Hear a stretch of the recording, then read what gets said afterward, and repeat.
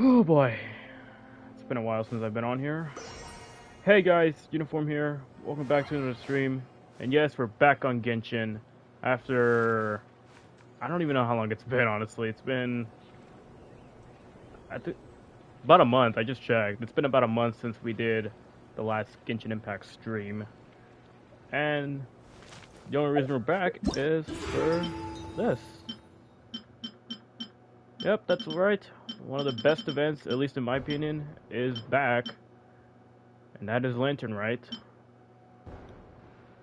So, we're not going to be in Mondstadt like we are right now. Instead, we're going to Leeway.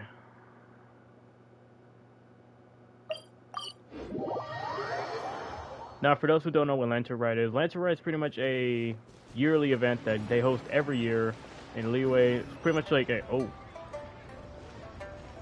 Paimon votes we go say hi to Xiangling first.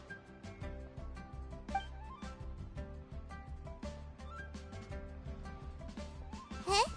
Xiangling? What a pleasant surprise meeting you here! Oh? Why, the pleasure is all mine. As is the surprise, surely.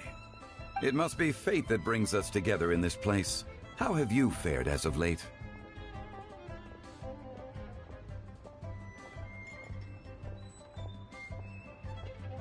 I sense you are older and wiser than the last time we met. It seems your travels continue to yield valuable insights. You are too kind. So, Xiangling, are you here to listen to stories over tea again? I had originally planned to set out after this last round of tea. However,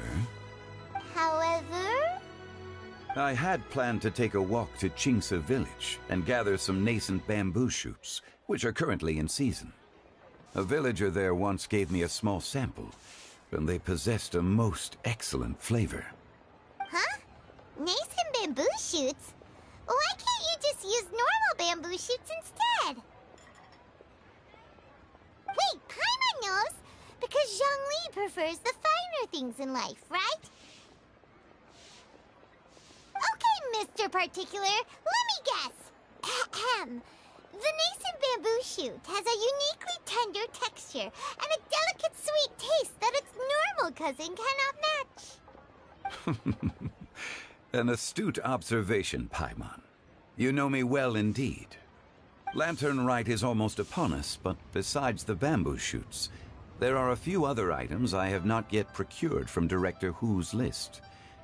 May I ask if you have already made arrangements for the days ahead?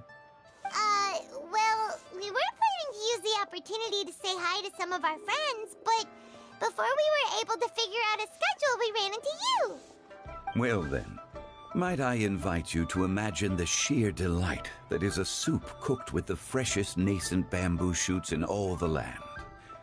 Generous cuts of pork belly and crisp, fragrant bamboo shoots placed together in the pot and left to simmer slowly for half a day.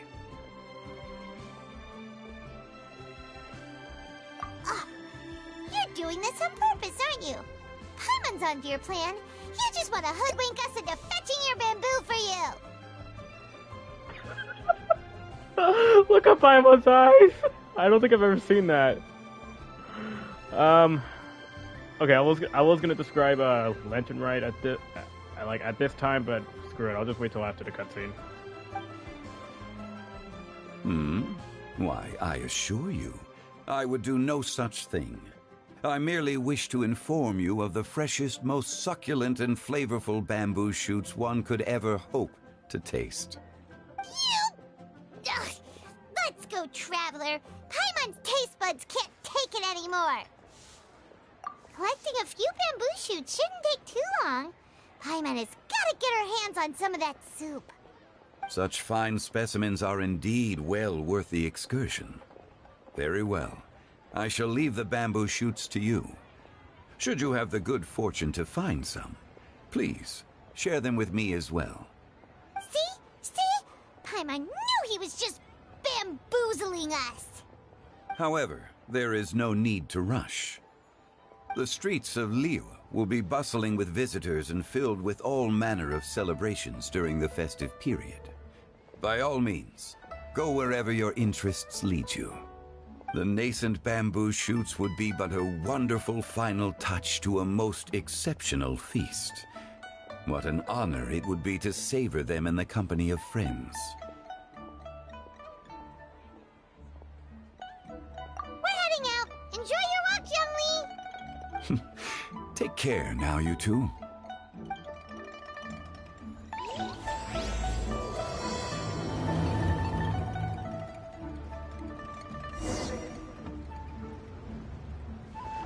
Okay, now like I was saying, Lantern Rite is pretty much Genshin's Chinese New Year. That's pretty much all I got. I'm sure there's like more to the event than it being just the game's Chinese New Year, but I don't feel like looking into that right now. All I know is that this game, this event is always hosted every Chinese New Year. So it's a once-a-year event. So once this event ends, you gotta wait till next year for the next one. And from what I heard, and sadly I didn't get to play it, but last year's event was one of the best events in the entire game. The first Lantern Rite I've heard was not as exciting as the second one, so hopefully this third one will meet my expectations. I did see a trailer, but I don't really remember much about it. Anyways, let's just head out.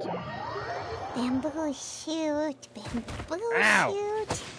Nascent bamboo shoot. That just came out of nowhere. Oh, this one's only just sprouted, and it looks super fresh. Paimon thinks this is the one. I just barely got here and I'm already being attacked. These Just should grab be one enough. extra. Let's head back. Go to the one called. Help! Did you hear that? Someone's calling for help. It's coming from over there. Who is this?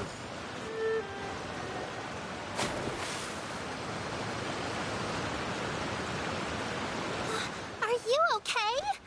Did any water go down the wrong pipe?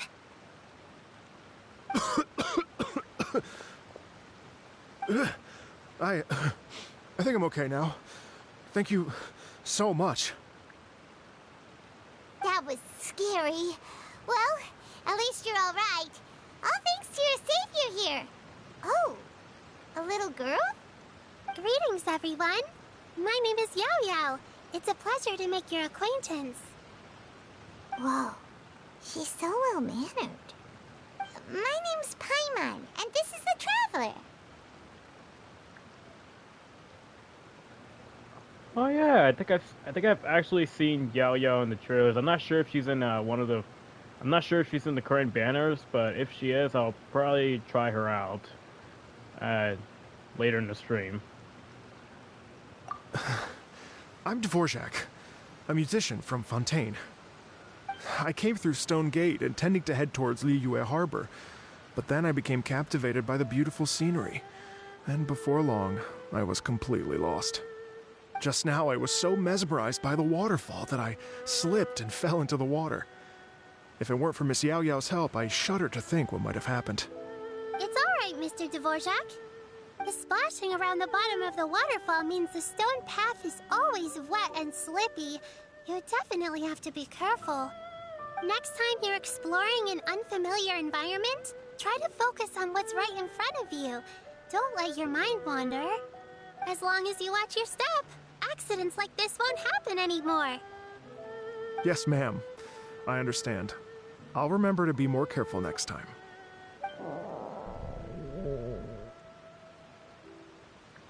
Oh, are you hungry, sir? Oh, I'll be fine. Please, sir, it's quite all right. I was born and raised here in Liyue. It's only natural for me to extend my hospitality to any guests who are passing through. I expect you still have quite a long journey ahead of you. It's very important to keep your energy levels up. I still have some lotus flower crisps left in my backpack. Why don't we split them between the four of us? Aw, what a thoughtful kid! She even has some for Paimon! You're welcome.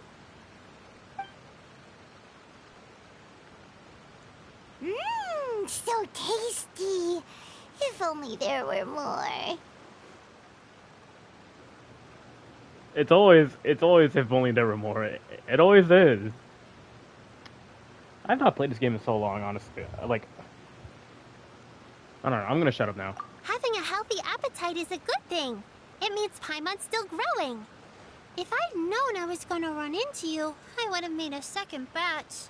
Hope you're taking notes, Traveler. This is how you treat your Paimon. I thought you were my guide, not my daughter. What do you think, sir? Are Liyue's snacks to your taste? I wonder if they're not sweet enough. No, they're perfect. When I was traveling through Mondstadt, I had a chance to try one of their moon pies. It had a meat filling, unlike these crisps. But apart from that, it seems like they follow a similar cooking process. Both are delicious in their own way. As for Fontaine's cooking, though, it's been a long time since I've had a taste of home. Sounds like you spend a lot of time on the road, huh? I do. It's part of my job. I'm one of the main organizers of the Iridescence Tour. Iridescence Tour? The Iridescence Tour is one of the biggest music festivals in Fontaine. We're looking to expand, though. Our aim is to hold a festival in every nation. At least, all the main organizers share this goal. Unfortunately, it's a long story, so I'll spare you the details. But anyway, so the main reason I'm traveling all around Tavad is to promote our music festivals. But I have some personal reasons, too. Well, what are they? Just tell us already. Let me see. Well, to explain it in full, I'd have to start with a story from my ancestors. I don't want to take up too much of your time. Oh, I love listening to stories. We want to hear it too. Okay, then I'll start from the beginning. The story goes that my ancestor, who was also a traveler, once slipped and fell into a lake during his travels. As he was sinking and gasping for breath, he heard a wondrous tune in the air. They say it was the most beautiful, moving melody he had ever heard. Even in that life and death moment, the ethereal music seized his full attention and almost made him forget the fact that he was drowning. When he finally came to, he found that he had already been brought ashore. Not too far from him stood an unfamiliar woman with an almost divine aura. Once she saw that he was no longer in danger, she left without a word. My ancestor tried to run after her to give his thanks, but although a mere dozen paces separated them, no matter how quickly he gave chase, he drew no closer and remained a dozen paces behind. In the end, all he could do was to bow in thanks to the woman as he watched her walk away towards the rivers and mountains in the distance, before at last he turned around and made his way home. Once he returned to Fontaine, he began to learn an instrument so that he could spread his story far and wide, just like the bards. After generations of retelling, embellishing, and dramatizing, people have come to think of that lady as something like a fairy. The story's become something of a local legend in Fontaine. It's called the Lady Overlooking the Lake. People now say that if you go down to the lakeside and play an instrument, so long as you play a pleasing melody, you will hear a fairy lady who is hiding out of sight, playing along with you. Wow!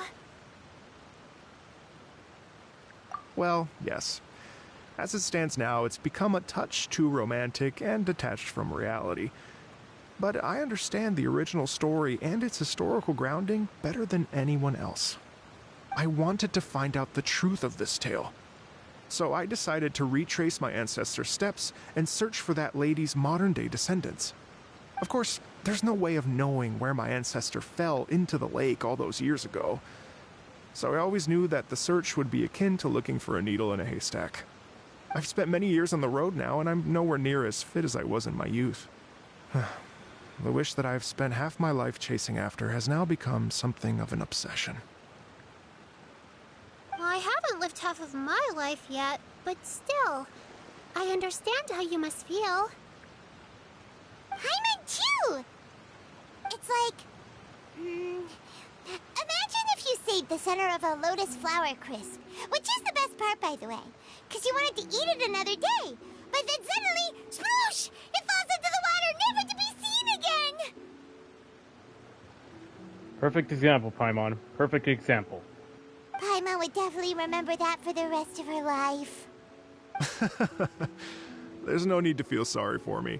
I've made some progress over the years. For example, I've concluded that the story must have taken place in Liyue. Oh, so you finally found a lead? Yes, in fact, that's an intriguing story in and of itself. I'd always known that Mondstadt is the city of song and freedom, but more recently, I heard that the Anemo Archon returned to Mondstadt for a festival in the fall, and learned that he himself is a patron deity of music. So I prayed for the Anemo Archon's guidance in the Mondstadt Cathedral, and as soon as I set foot back outside the front gate, I noticed a cluster of leaves being blown in the wind further and further west, towards Stone Gate. A friendly local told me that this meant the wind was guiding me in the direction of Liyue, so I followed their advice and made my way here. Right? You get it. I knew I'd find someone that agrees with me eventually. Are you sure? It sounds a bit too much like one of those fake legends told by those treasure hoarder guys to scam gullible grannies from Jingsa Village. Rex Lapis has returned to the world. Just give me some incense and a little more towards the travel fees, and I will pass your gift on to the Lord of Geo and ask him to keep you and your family safe and well. And so on and so on. Don't worry, Yao Yao. We have a lot of experience with deciphering omens and stuff. And anyway, you only got scammed if you handed over Mora, right? Actually, to express my gratitude, I did spend rather a lot of Mora on several bottles of fine wine, which I left at the Statues of the Seven along the way. Oh dear. Well, how about this, ladies and gentlemen? Why don't I bring you all to Yujing Terrace to see Miss Ganyu? I don't know very many people, so I can't help you out much. But Miss Ganyu and the Qixing know just about everything. If you've been scammed, they'll help you get your Mora back. And if the wind was telling the truth, and you want to keep looking for that lady's family, they'll be the best people to ask. But you've already helped me so much. Well, I was going to take some new medicinal herbs and plants I picked to Miss Ganyu anyway, so it's no trouble at all. You know what? It's been a minute since we saw Ganyu too. It should be nice to pay her a visit before Lantern, right? All right. Well, my sincere thanks to you all. I will never forget your kindness. Okay, everyone. Please follow me. I'll be your guide. Remember to watch where you're going, okay? Uh-oh. Paimon's out of a job. Oh well. Paimon will just be a cheerleader instead.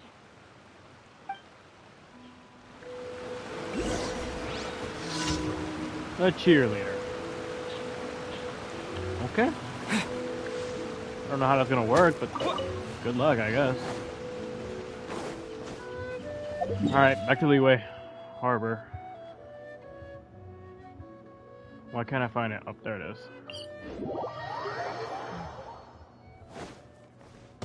Actually, you know what? Let me check something real quick. I want to see if Yao's actually in the test run. Okay, yes she is.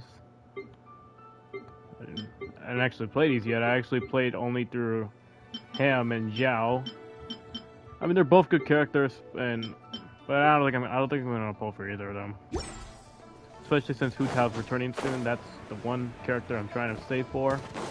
Got about how many wishes?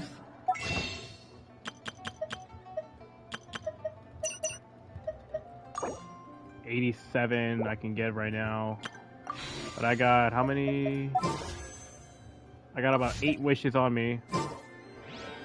But then I should be able to give, yeah, 7 more for free. So I do have over 100 wishes saved, technically. Hopefully that will give me Hu Tao. I will be streaming when I start pulling for Hu Tao. But I'm gonna do that on the last day of her banner, like I did with Venti and Nilu.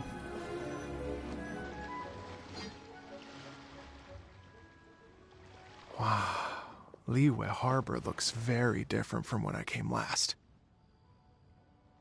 It's almost as if I'm listening to the same melody, but with a richer timbre and new variations added.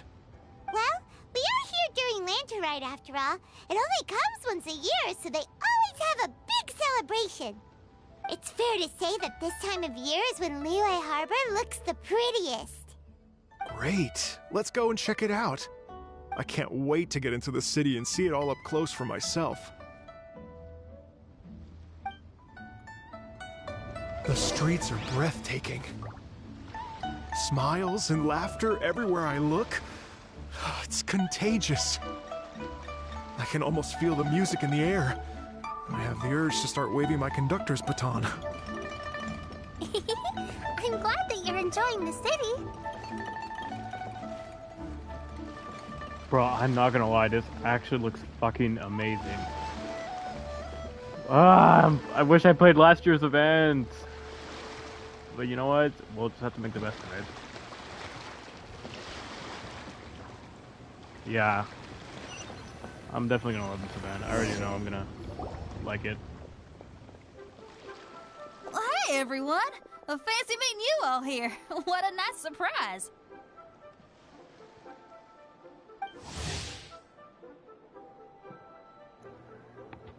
Okay, I got a little confession to make. So, I'm pretty sure y'all saw it through the events tab already, but I actually didn't play the quest that the game recommends before I actually played this event, so I may have met her in the Interlude Quest Chapter 2.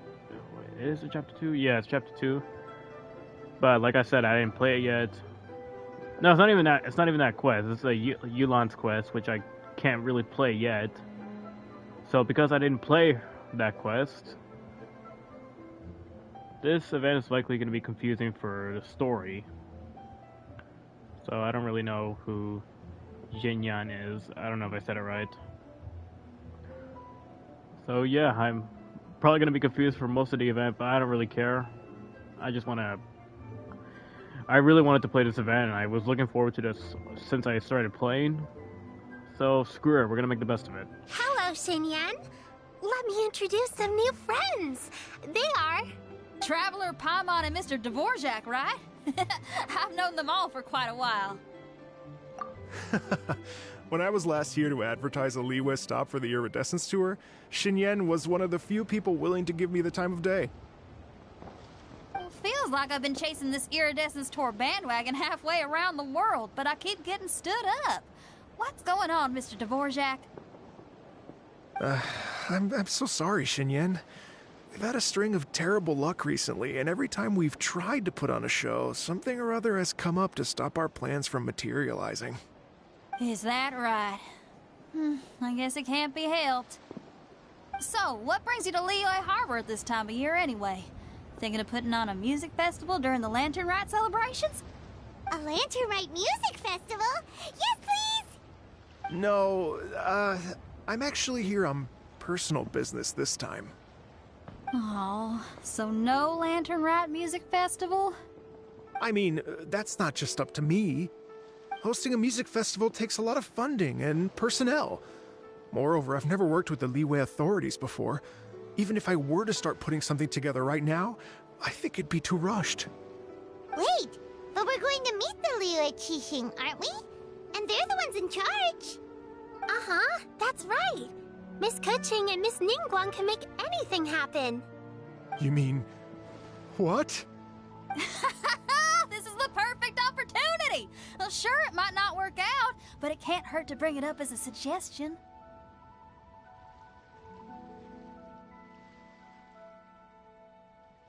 That's the spirit! See? Even the Traveler agrees with me. Mr. Dvorak, don't let yourself be put off by the fact that a few things haven't worked out recently. As for the performers, I can put you in touch with some local artists. My friend Yunjin is a well-known opera singer in Liyue. With her support and a commissioned song from the Yunhan Opera Troupe, we should be able to get something going. But what about you, Xinyan? Are you just going to sit this one out? What do you take me for? If we actually manage to make the Iridescence Tour Lantern Rite Grand Concert a reality, you think I'd let anyone else perform the opening act? Wow! There's that rock and roll spirit! What do you say, Mr. Dvorak?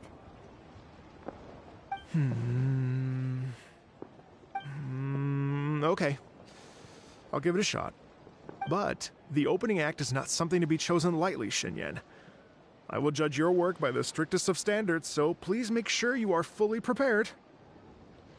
Are you kidding? I thought you'd never ask.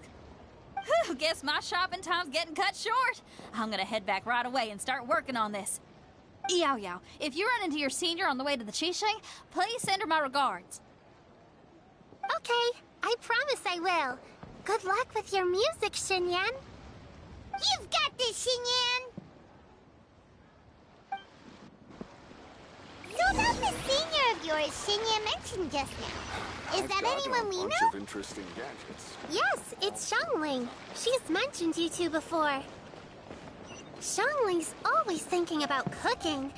Whenever she gets scrapes or burns, she just leaves them to heal by themselves.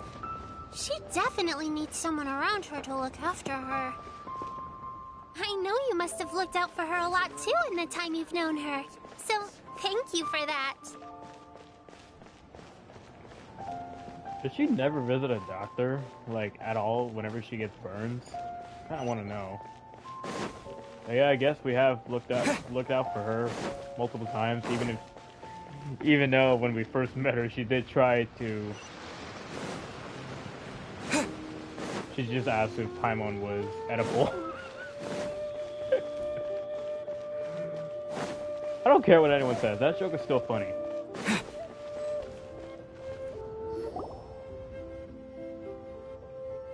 Oh, it's Master! Is it okay if I go and say hi to her?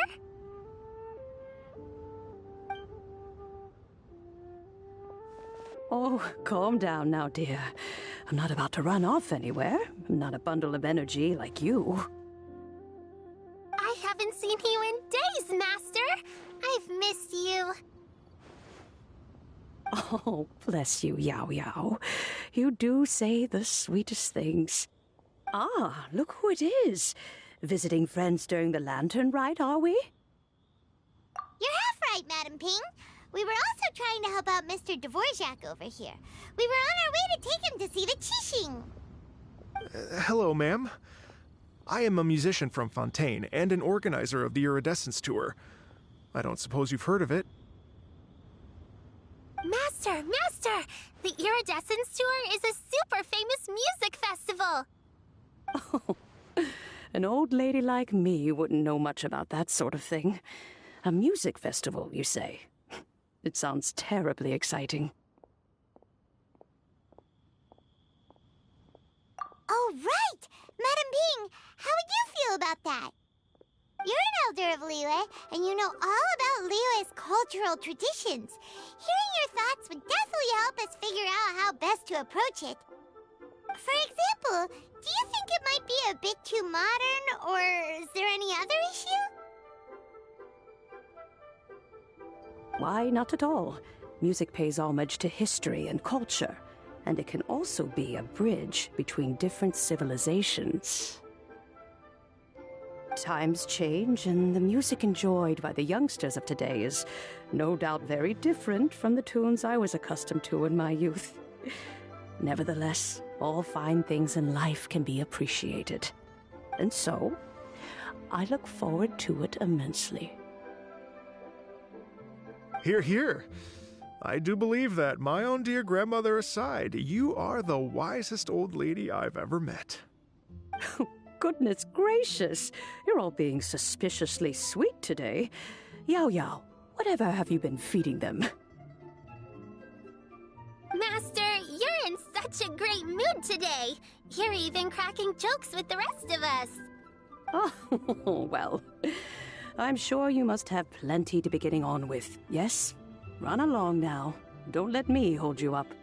Thanks, Madam Ping. We'll see you again soon.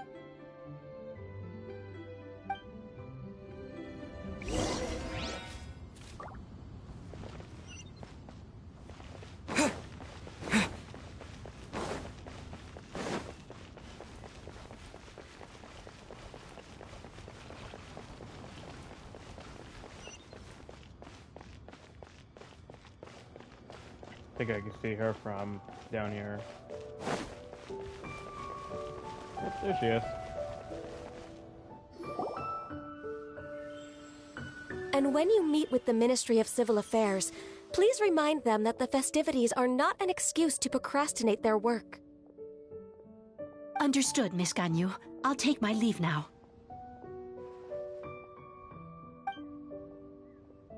Ganyu! What brings you here, Yao Yao? I've brought all the medicine you asked me to pick for you. Oh, and here's a pack of sweet flower seeds as well.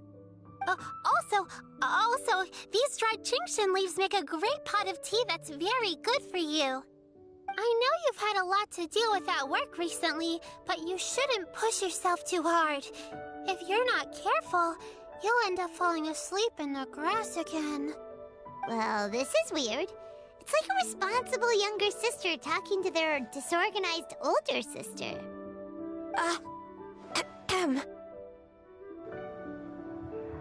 You see, I was gonna say something, but you just don't listen to Paimon. Just don't. Thank you, but Paimon's criticism is quite valid. I do have a tendency to neglect matters outside of work, and that's something I should improve on. Oh, my apologies. I don't believe we've been introduced. Ah, Paimon will do the honors.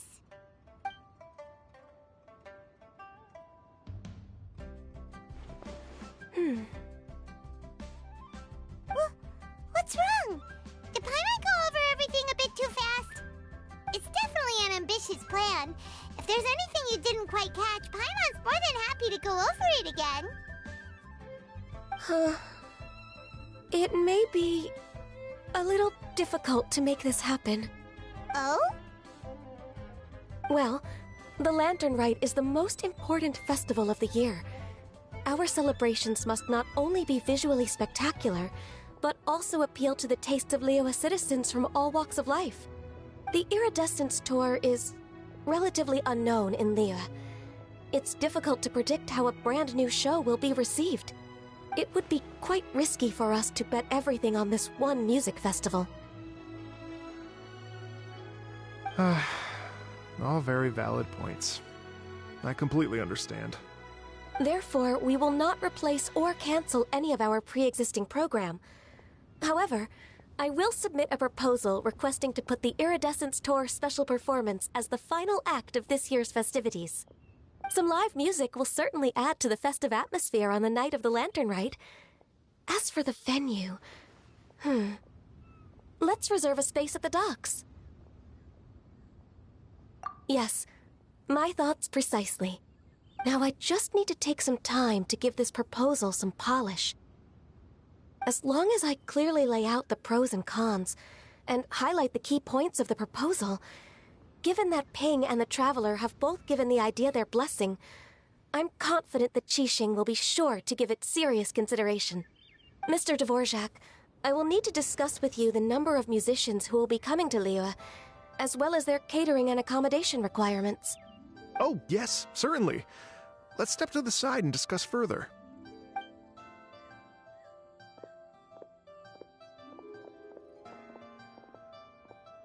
As soon as there's work to do, Ganyu's as diligent as ever. I couldn't agree more. Master once said that everyone has things that they are good at and things that they are less good at.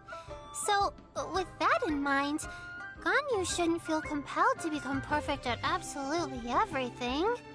I'm good at taking care of people, so that can be left to me. Wow. Hey, Yo-Yo, can you take care of Paimon too? Paimon's getting hungry again.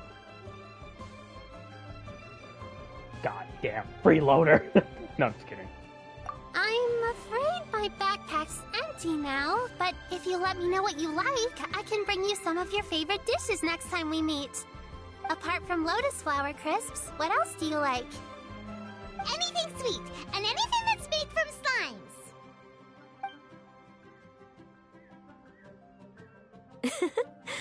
Here's what I've drafted so far. Anything else you want to add? No, this is excellent. I'm racking my brains, but I don't think you've missed a single thing. Perfect. Then we'll leave it as is.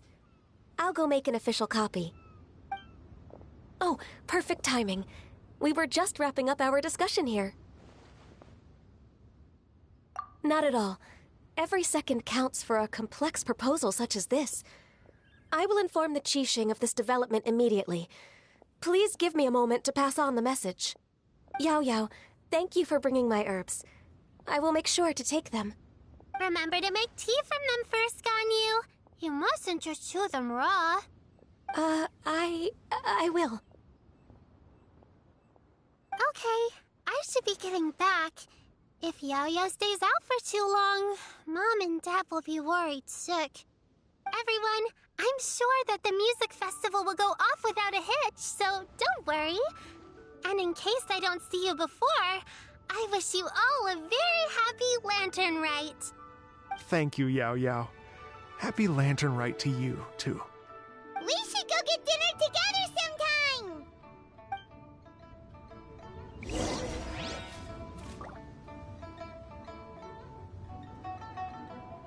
Stay put and wait for 2 hours. Alright. Honestly, I'm not gonna lie, I thought that was gonna be like the end of part 1 there, but I guess not. Anyways. Wait, it said 2 hours, right? Hold on. 2 hours, okay. I thought it was gonna be like 2 hours, but then the next day, so. I probably could have waited a few minutes, but I don't feel like it.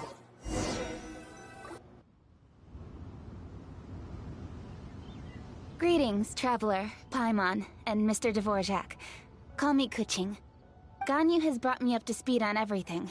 I'll get straight to the point. The Qixing have approved Ganyu's proposal. Over the next few days, I will be working with Mr. Dvorak on behalf of the Qixing to facilitate the organization of this concert. Yay! That's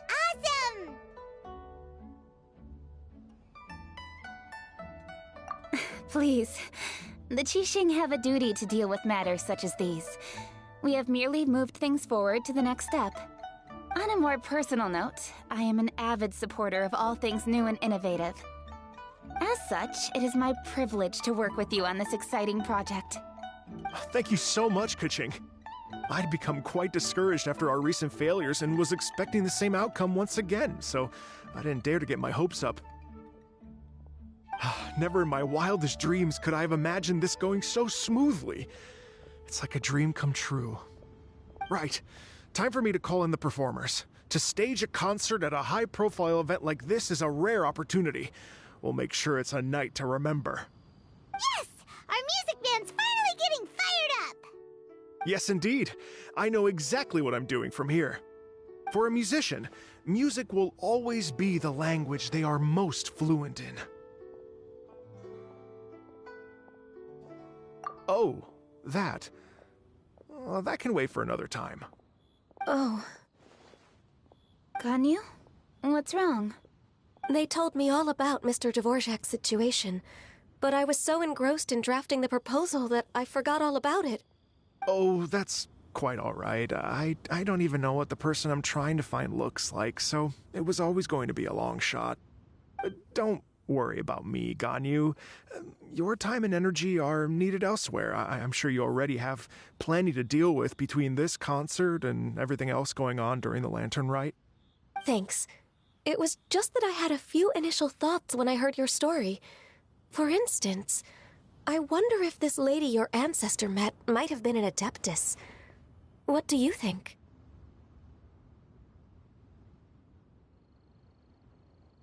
To tell you the truth, Mr. Dvorak, I am somewhat related to the Adepti myself. I am part human and part Qilin. The Qilin is an illuminated beast.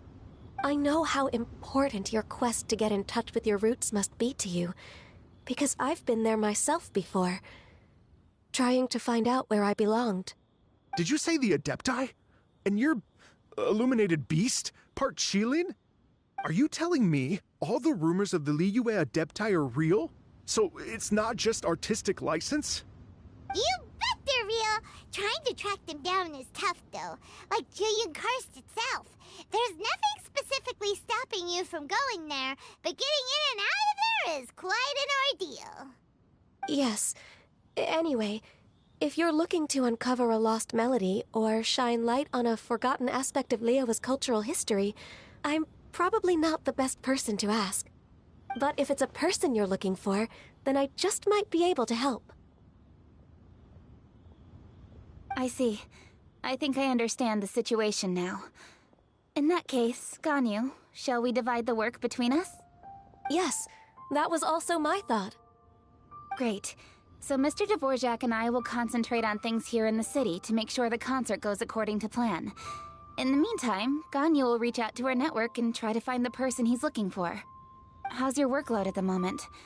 Will you be able to make time? I can probably get through everything in 2 days, as long as I don't sleep. Wait, what do you mean as long as I don't sleep? Even for someone with illuminated beast blood in their veins, working for such an extended period without a break will take its toll on your health.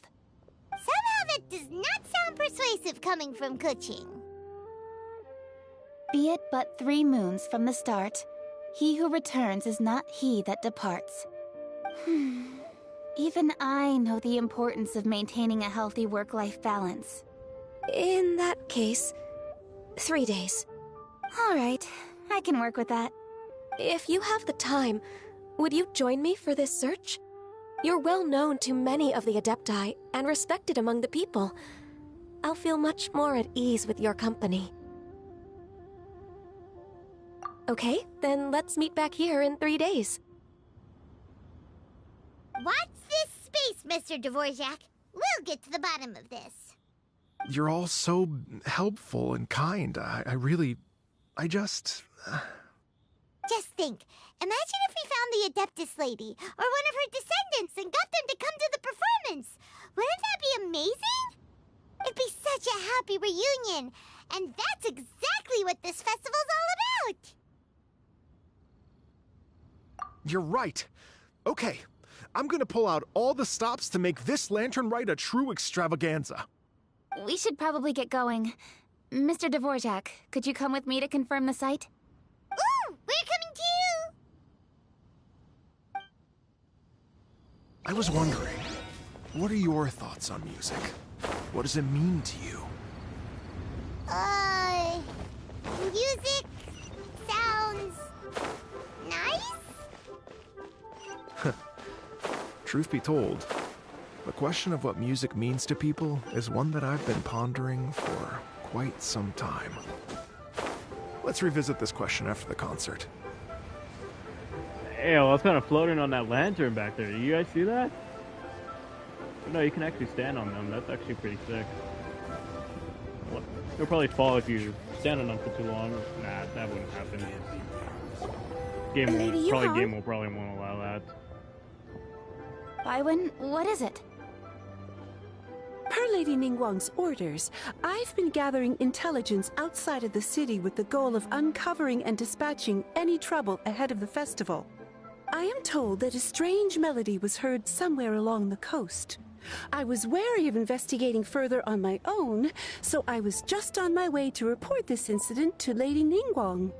But I'm worried that if we don't act right away, we may miss the window of opportunity to take appropriate action. I understand. In that case, Yeah, Kuching, you're busy enough as it is. There's a ton of different things in the city that needs your attention. Leave it to us. Don't worry. Whatever it is, we'll definitely be able to handle it. Well, he will handle it.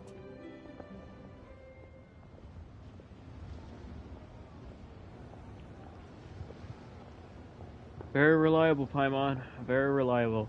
Look at his face. He looks so disappointed. With the Traveler on the case, it's as good as dealt with. Thank you. This will be a great help. I will inform Lady Ningguang about the situation. Once it's resolved, please come and find me again at Yujing Terrace and let me know. Will do! And say hi to Ningguang for us! You have my thanks, too. Stay safe and come back as soon as you're finished. Good luck.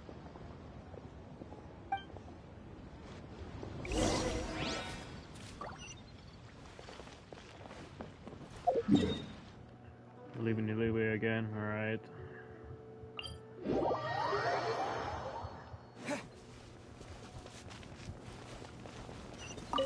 Ooh, carrot. I'll give him the Paimon. If she's not gonna help out, I guess. Isn't this where I did that quest with Mona? I don't know. Byron said the strange tomb is coming from around here, right? But Paimon doesn't hear anything. There doesn't seem to be a soul in... I was just wondering who in their right mind would come out to a place like this. So, it's you two. Yeon!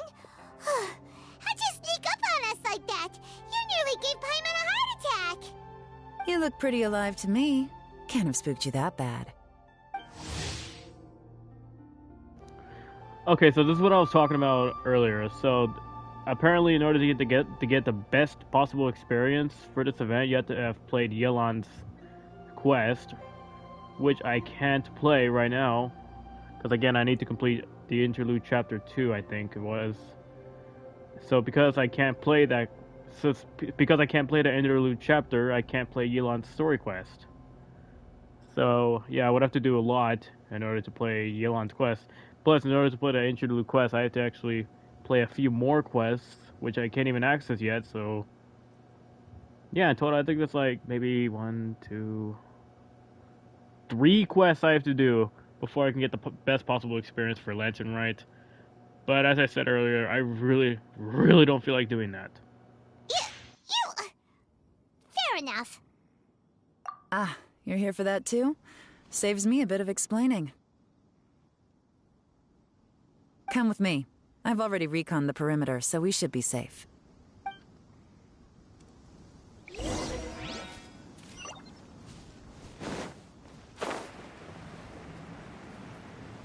Investigate. I can't speak! Investigate clues. There.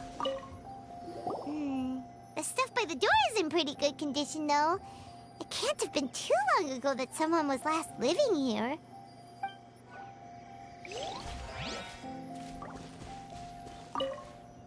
This place is completely empty. There's nothing valuable left here at all.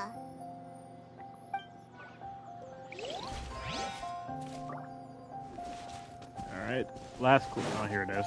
The doors and the windows are all fine, so there definitely wasn't a break-in. Well, you never know. I mean, just because there's no broken windows and doors doesn't mean there wasn't a break-in. How strange. It looks like it's been looted, except for the fact that there's no sign of a struggle. The bad guys could have sneaked in while the owner was gone, but then how do you explain why the door and windows are intact? Seems you've done a pretty thorough inspection. So, any theories on what might have happened here? Yelan, you didn't hide some of the evidence from us on purpose, did you? Why would I make this more difficult for you? We're on the same side here. Okay, well... Paimon gives up then. Paimon's got nothing. What about you? Give up as well? Yep. It's not obvious at first sight, that's for sure. To be honest, I was only able to put it all together because of some background knowledge about this area.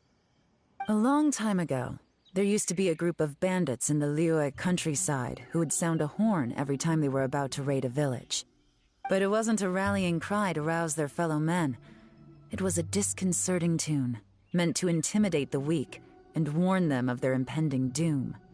To escape with their lives, the villagers would abandon their homes and flee overnight, taking only their most valuable belongings with them. Everything else was left behind. The bandits were eventually brought to justice, but the fear and trauma remained in the villagers' hearts. Whenever they heard that melody, they would feel like their lives were in danger once again, and flee immediately. The culprit of this crime exploited that very fear to get access to this house without having to force their way in. Whew!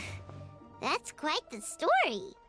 The victims obviously will have gotten quite a fright, but at least they won't be in any great danger. The important thing now is to find this copycat criminal. On any other day, that'd probably be a good idea. Unfortunately, it's not gonna work today. Take a look around and you'll see what I mean. This criminal is clearly well-versed both in using music to commit crimes and in making a clean getaway. Not only did they stay off the muddy road to avoid leaving footprints, it looks like they were also careful not to bring any gadgets with so much as a trace of elemental energy. Evidently, they were intent on keeping even the most experienced investigators off their trail. Unfortunately for them, I'm one of the best trackers in the business. They're not about to get away with their little scheme on my watch. So basically, if we want to find the culprit, we just need to follow Yelan.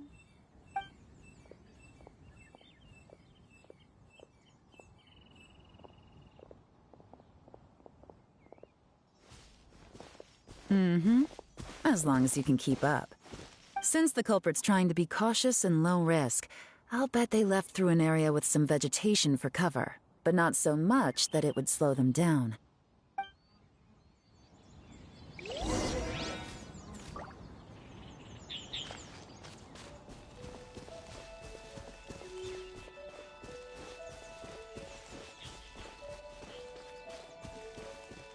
Here, look at this. These tracks are superficial, but they definitely didn't occur naturally. Something heavy was being dragged this way, meaning we're headed in the right direction.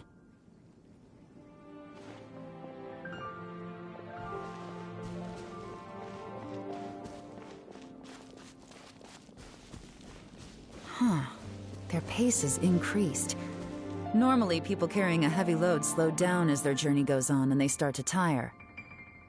Whatever's motivating them to speed up must be psychological. For instance, reaching the home stretch.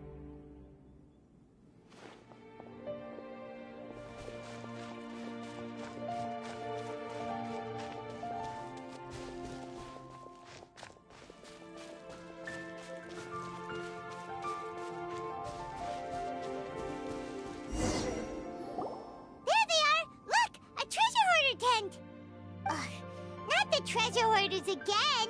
And so close to Lantern Rite, too! 'Tis not the season for their antics! Come on, let's round them up.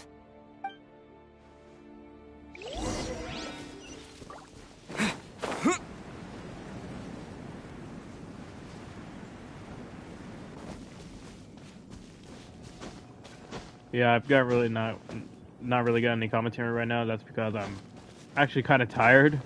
So I apologize for that. So if I don't say anything, that's why. Hey! Who are you? Where did you come from?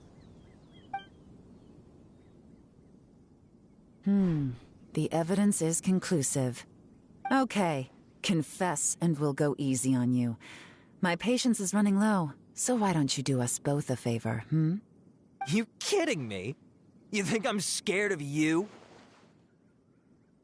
Perhaps not, but you should be.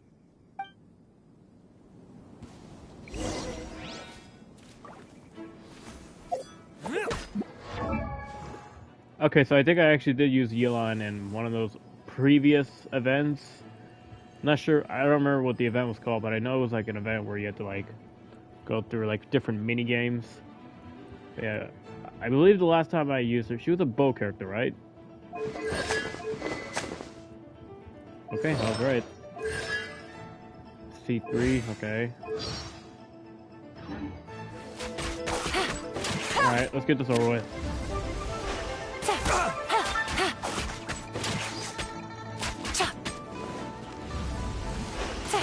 Take it easy.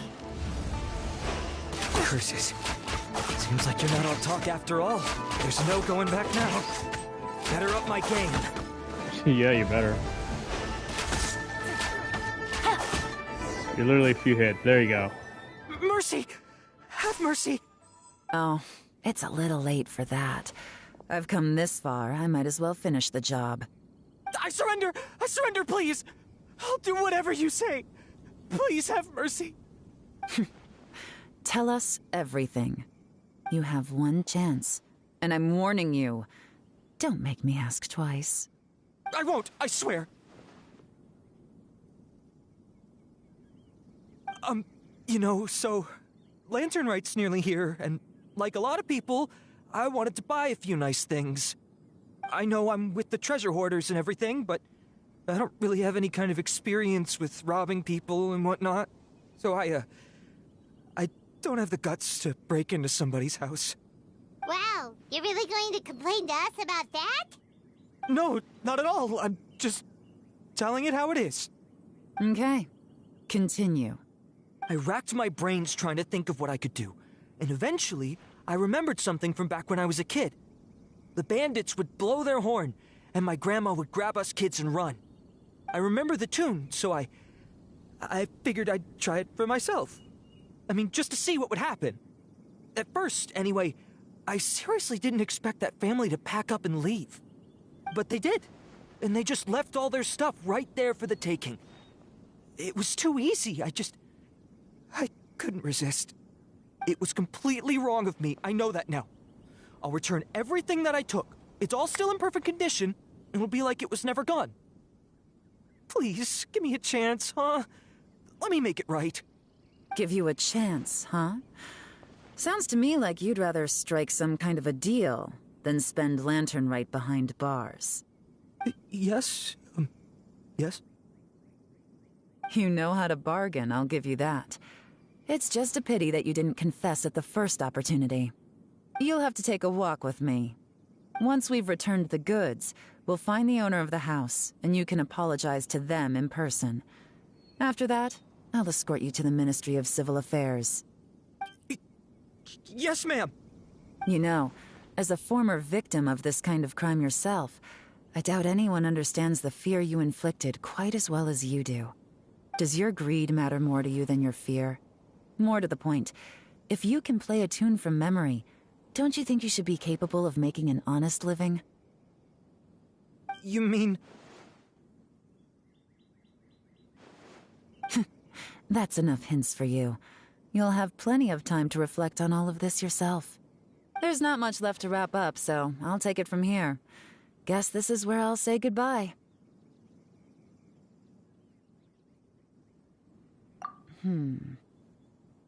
What is it?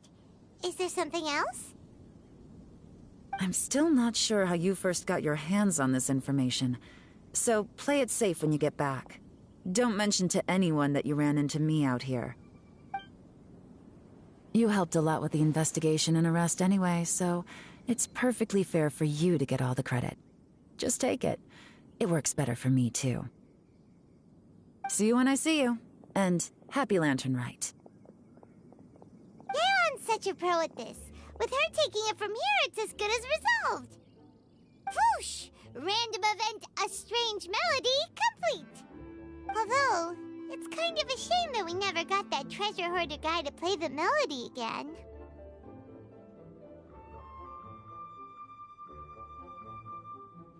Cause Paimon's curious, that's why. It's like when you have a tune stuck in your head, but you don't even know what it is. It's driving Paimon crazy. When we were chatting with Mr. Dvorak, music seemed like such a positive thing. And most music is, right? It can help us relax, feel all warm and fuzzy, recall happy memories, or even just think happy thoughts. Paimon never imagined that music could be used to commit crimes. Oh, really? Huh. Makes sense. Paimon's musical understanding improves again! Well, anyway, now that everything's resolved, let's get back to Liyue Harbor. Byron's still waiting for us with our random event rewards.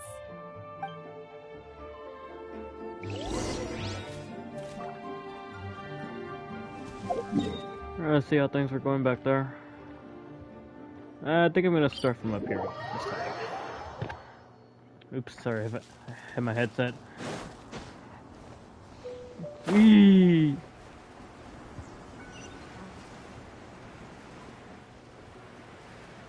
And we just fall. Not all the way though. Fall again. Not all the way. Fall again, and then just fall all the way. There you go. Byron, we're back! Everything's all sorted! That's great news! Oh, please wait here a moment if you would be so kind. Lady Ningguang instructed me to advise her upon your return.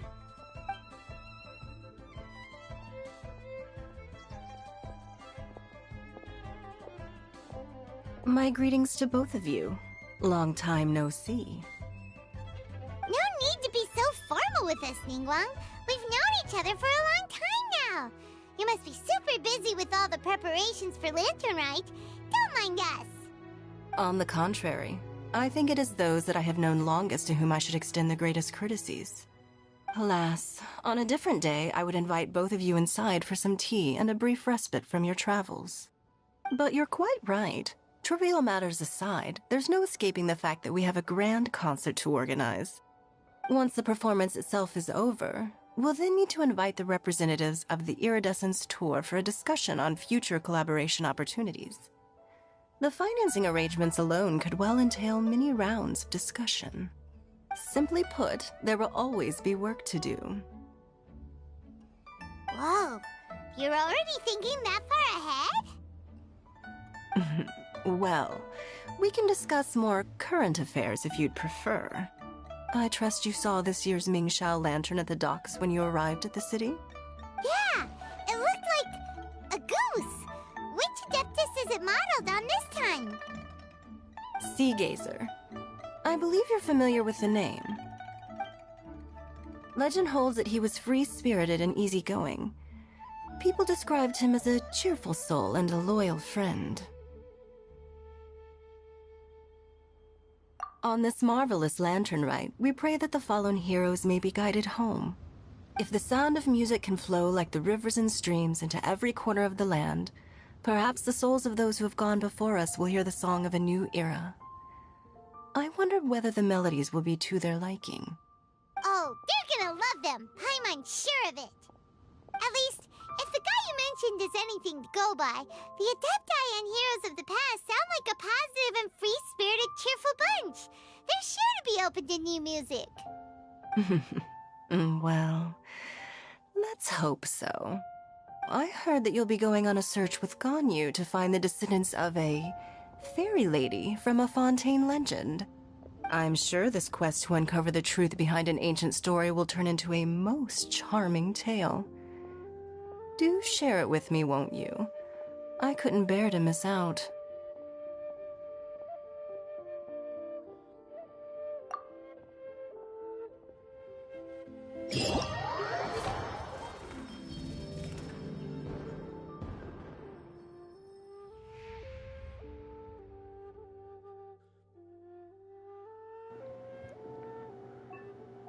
Hey, let's see what we got here. Radiant Sparks.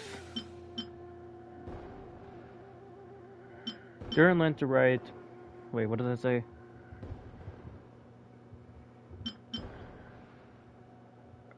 A recruiter from the Adventurers Guild is eagerly rubbing her hands together in anticipation of an interesting event. Okay. So, what about here? A few words in the foreground. A man's... Manaka... Ugh, fuck, I can't read. Screw it.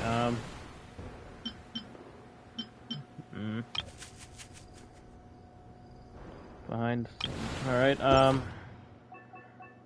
think that's all we got for the theater, right? Festive Fever, alright. Oh, okay.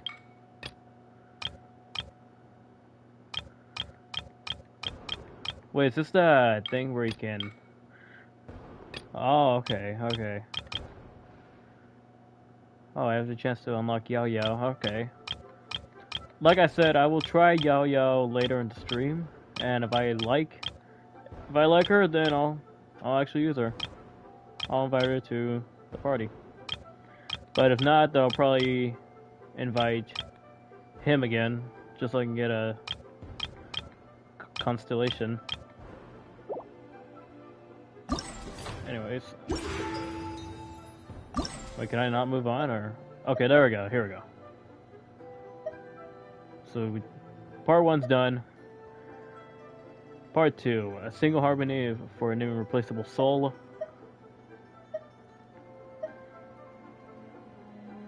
Alright, start the second part.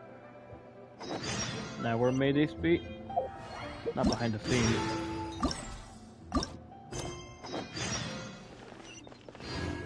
Is this actually... Well, hold on.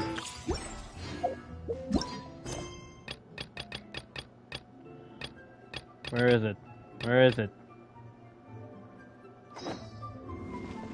Wait for the appointed time 2 days later. Okay, bet. 8 a.m. to 10 a.m. Alright. Oops. Come on! There we go. Controller is acting drifty today. Then again, when is it not?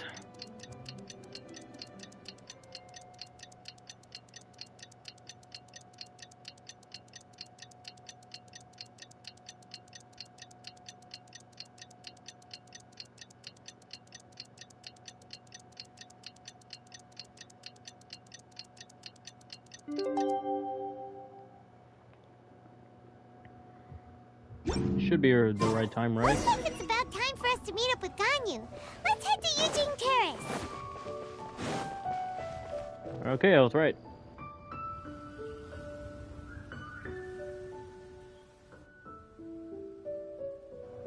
Is she tired? Hold on. She was asleep?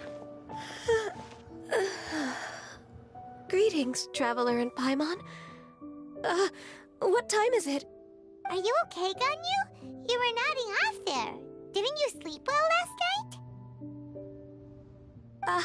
I'm fine. Don't worry about me. Let's discuss the matter at hand. Since last time, I've been thinking a lot about the story Paimon told me. In essence, someone rescued a drowning man and performed some music. If that were all there was to it, it could have been many people, human or Adeptus. But the tune was allegedly so wonderful that the drowning man forgot about everything else, even his own impending death, and only came to his senses after being brought to shore. Perhaps there was an adeptal power at work in that music that he, as a mortal, could not perceive. Or perhaps he sensed a power surrounding him but lacked the words to describe it, not knowing where it came from. Either way, if this part of the story is true, then the rescuer has to have been an Adeptus. You really think so? But this story is all the way from Fontaine. Isn't this a bit of a long shot? Also, Paimon's really curious about how people from Fontaine think this fairy lady looked.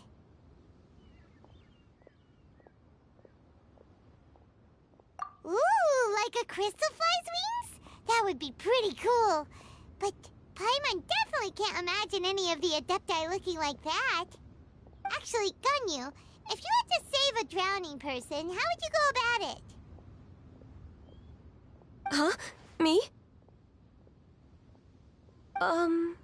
Well, I'd get them to the shore, and then I'd probably hide behind a tree and watch them for a while. Once I was sure that they were going to be okay, I'd slip away without a sound. So stealthy, so cute.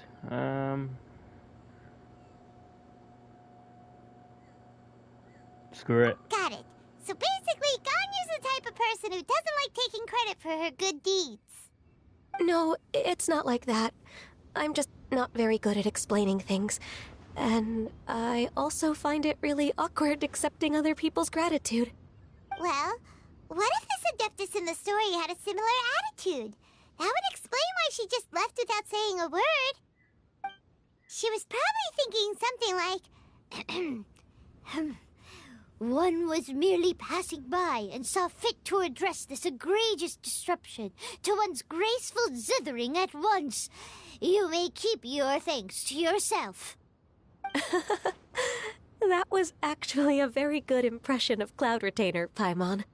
As far as I'm aware, Cloud Retainer isn't the most musically gifted. Still, we can't completely rule her out just yet. If we set off now, we could head to Mount Outsung and ask her about it.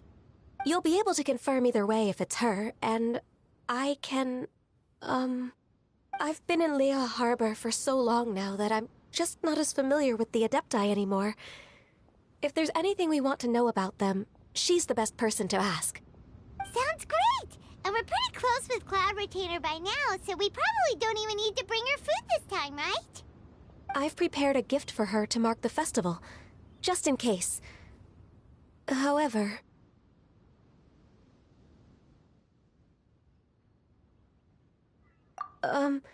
Cloud Retainer spends most of her days studying mechanisms in her abode. She's on her own so much of the time that the moment she has someone to chat with, she just... Never mind. I promised I'd help Mr. Dvorak, and now that I've made the contract, I can't be having second thoughts. Traveler, Paimon, let's set off for Cloud Retainer's abode.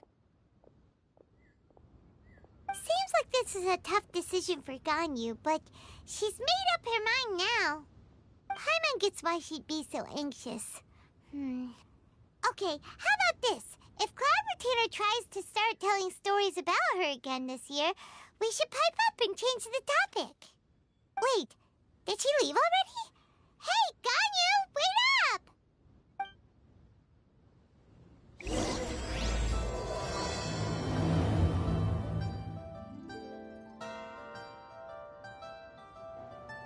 Somebody's in a rush. Jeez, we gotta go far again. Alright. Alright.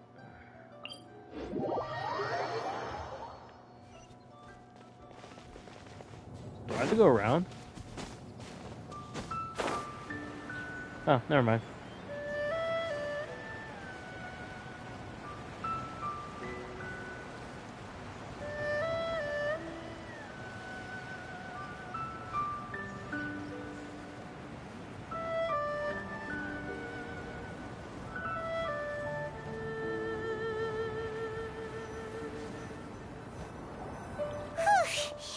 Paimon's so tired from trying to keep up. Don't either of you need to take any breaks? I can't believe it. Cloud Retainer is not here. Huh? Did we miss her? She doesn't like to travel, so in the past, it's always been the other Adepti who come to visit her during the festivals. True. Now that I think about it, Cloud Retainer would be quite capable of taking care of anything on her own. There's no need to worry about her. Since she's not here, I guess the next step is to check all the other Adepti abodes, one by one. Uh-oh. Will it involve a lot more traveling?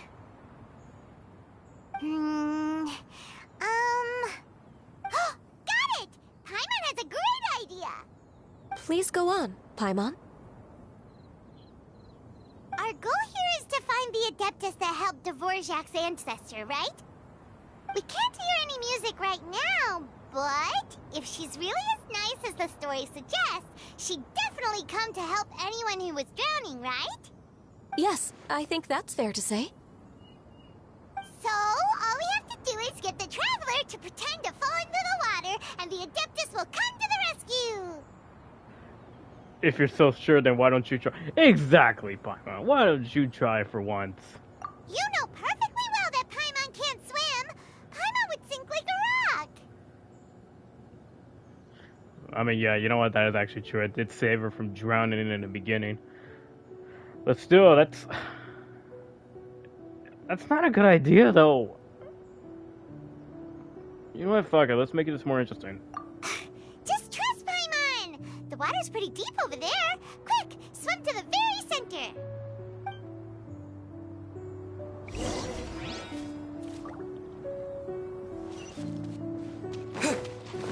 This is a stupid idea. Can't remember the last time I've actually been here. Help! Help! Someone's drowning! I wish it was you, Paimon. I'm just kidding. Adeptus here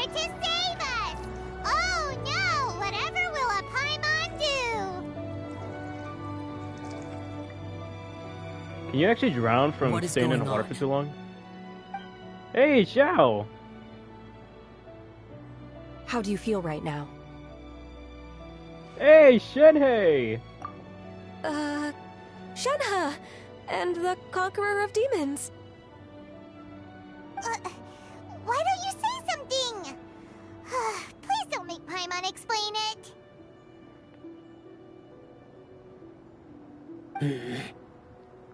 Okay, fine. Paimon will explain. We're looking for an Adeptus who's good at being a lifeguard and playing music. But if the Adepti aren't gonna stay home, then how are we supposed to find them? It wasn't me. Yeah, so this Adeptus is most likely a woman. And I am not an Adeptus, as you both already know, Traveler and Paimon. Okay, so this is Paimon's fault. No way Paimon would have suggested this idea if she'd known how awkward this was gonna be. Glad you're okay. As far as I know, the one you seek is no Yaksha. And one last thing. Your actions here caused others a great deal of worry. Do not repeat them again in the future. As ever, the Conqueror of Demons comes and goes, just like the wind. Right. I didn't dare to say a word just now. How's your training going, Shenhe? Have you made any plans for Lantern Rite?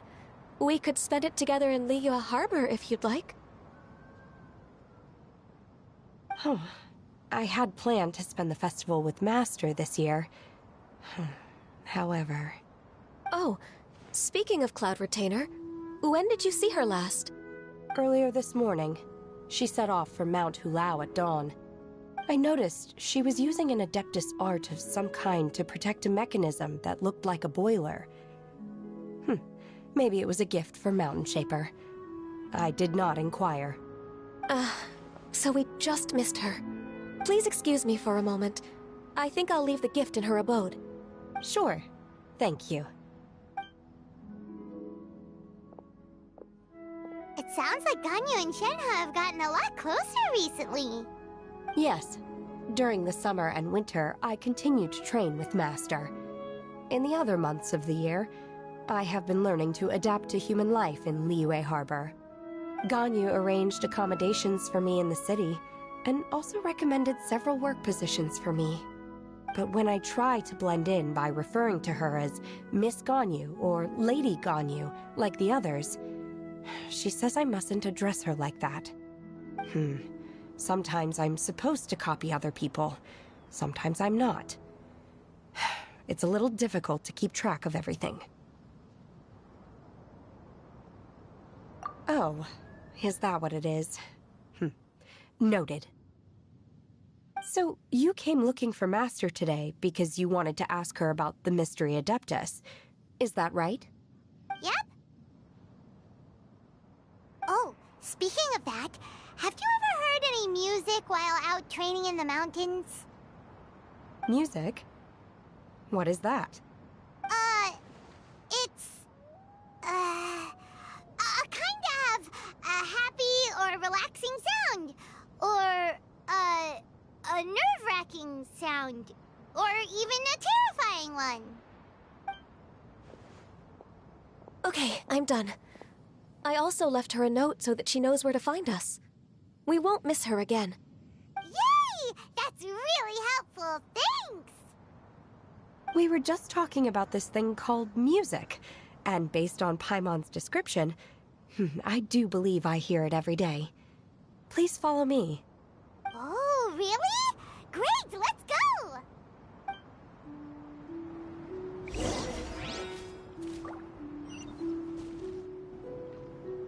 It's been a while since we last seen Shenhai, or however they say her name. As for Xiao, last seen in his story quest, which was the second to last one I did. The last one I actually did was Eula's, and I do have an ongoing story quest right now for Gokomi, I think that's her name is. Hold on. Yeah, that's So the one quest I'm talking about is this one here. I have to complete this quest in order to get the best experience. But in order to play this quest, I need to play this quest.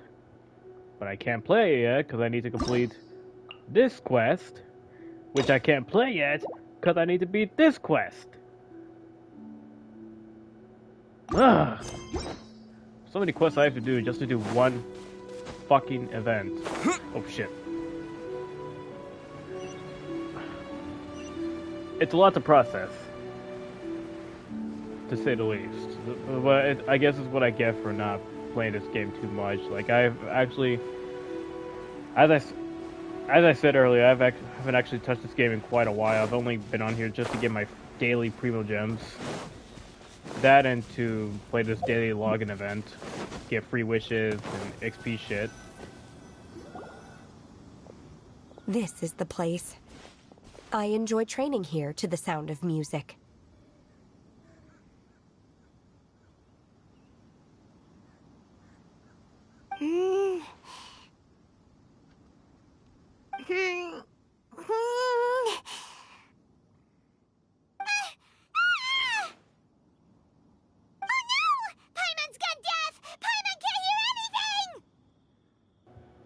My condolences, Paimon. Oh, whew. Paimon hasn't gone deaf after all. Paimon heard you when you just spoke. Anyway, where is this music? The faint sound of birdsong, the quiet murmur of the streams. These are relaxing sounds. Are they not the music of which you speak? Oh, Paimon wasn't quite done with the description. Okay, fine, it's all Paimon's fault.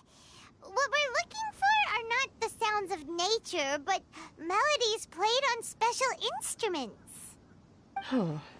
And a melody is?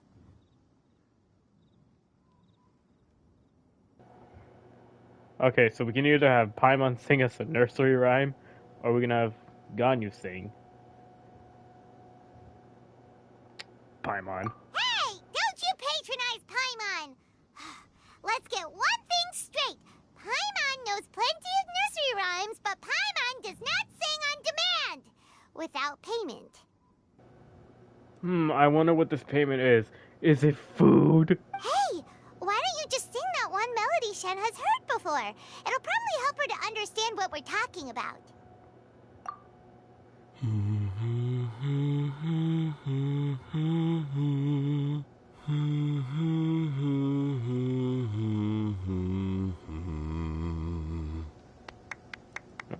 Okay. Oh, was that from the opera that Yunjin sang? That was a melody, and melodies can be called music. It felt like I was transported back to the past. In my mind's eye, I could see the Zhao lanterns lighting up the night sky again. We're all there, raising our glasses and drinking to our heart's content on the Jade Chamber. As I watched Yunjin's performance, I felt a warm sensation in my heart. And as the drink reached my stomach, it went from warm to hot. When you hummed that melody just now, feelings from a whole year ago came right back to me, as strong as they were on that day. So that's the power of music. Wow, Shenhe. That was so deep! Music definitely has the power to bring up memories. It's like a time capsule with all the special moments from our lives squished inside. What about you, Ganyu? Are there any melodies that have left a deep impression on you? I don't remember if my parents ever sang any lullabies to me. I know some local folk songs, and a few other things come to mind too. The songs of the sailors down at the docks, the little ditties that the vendors call out in front of their beloved shops, the tunes of folk artists performing on the streets. Yes, that's right. In the past, whenever I heard the sound of those tunes, I always felt that they were worlds apart from me. Nenny and Liyue probably view me as a non-human. And they are right, in the sense that I never could connect with humans' artistic expression and their sentiments. So I haven't been able to integrate into their community and be a part of their lives. At least, that's the view I held in the past. Only more recently did I start to realize that the only barriers are ones that I have erected with my imagination. The way those melodies make me feel isn't all that different from other people after all. They're about mundane details of everyday existence. Life's ups and downs, joys and sorrows. Even though we come from different backgrounds and have different stories to tell, when it comes down to the most common things that we see and experience around us each day in the city, in that sense, we're all the same. You go, Ganyu! You're really making progress. You have loads of friends in Liyue Harbor when you think about it. Like, okay, maybe some are more like coworkers and bosses. But at the very least, Kuching and Shenna are your friends now, right? Yes, I am. Technically speaking, we should refer to each other by the conventional forms of address used among fellow disciples. But now that I know what constitutes a friendship, I do believe we are more friends than co-disciples. Thank you, everyone. Once the days are warmer, I would like to host you at my home in the city. Please invite Kuching as well. I've planted many types of flowers. I'm sure some of them will be to your taste. You are too kind. I couldn't possibly. Nonsense. You are my friend. I have cultivated and cared for the flowers just as you taught me. Once you've seen them for yourself, I am sure you can advise me how to do an even better job next time. I will save some for decoration. We can feast on the rest. Then, thank you in advance. Wait, what is that saying again? If you insist? Do people say that? I'm not completely sure either. It doesn't matter, okay? You got the point across. No need to split hairs. Paimon's more concerned about your idea of a girls' night out. Eating flowers? Really? Does this have anything to do with you both being the disciples of that illuminated bird?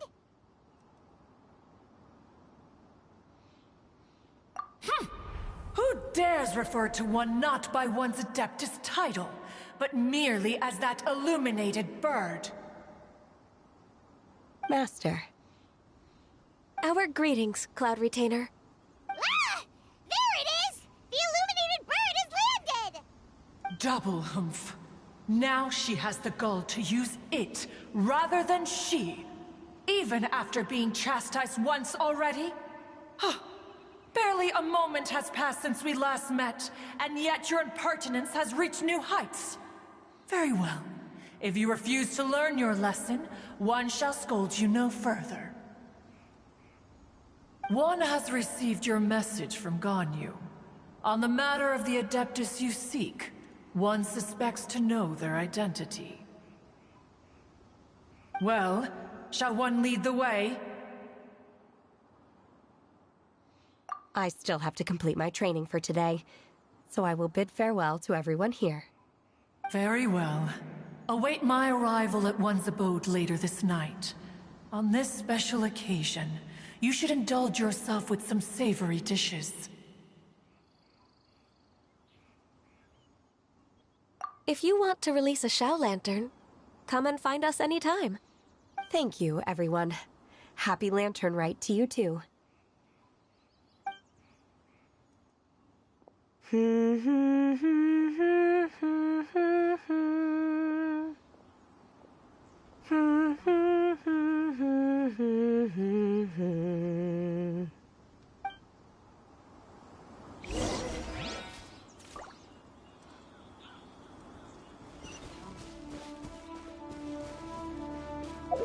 Guess we're alright.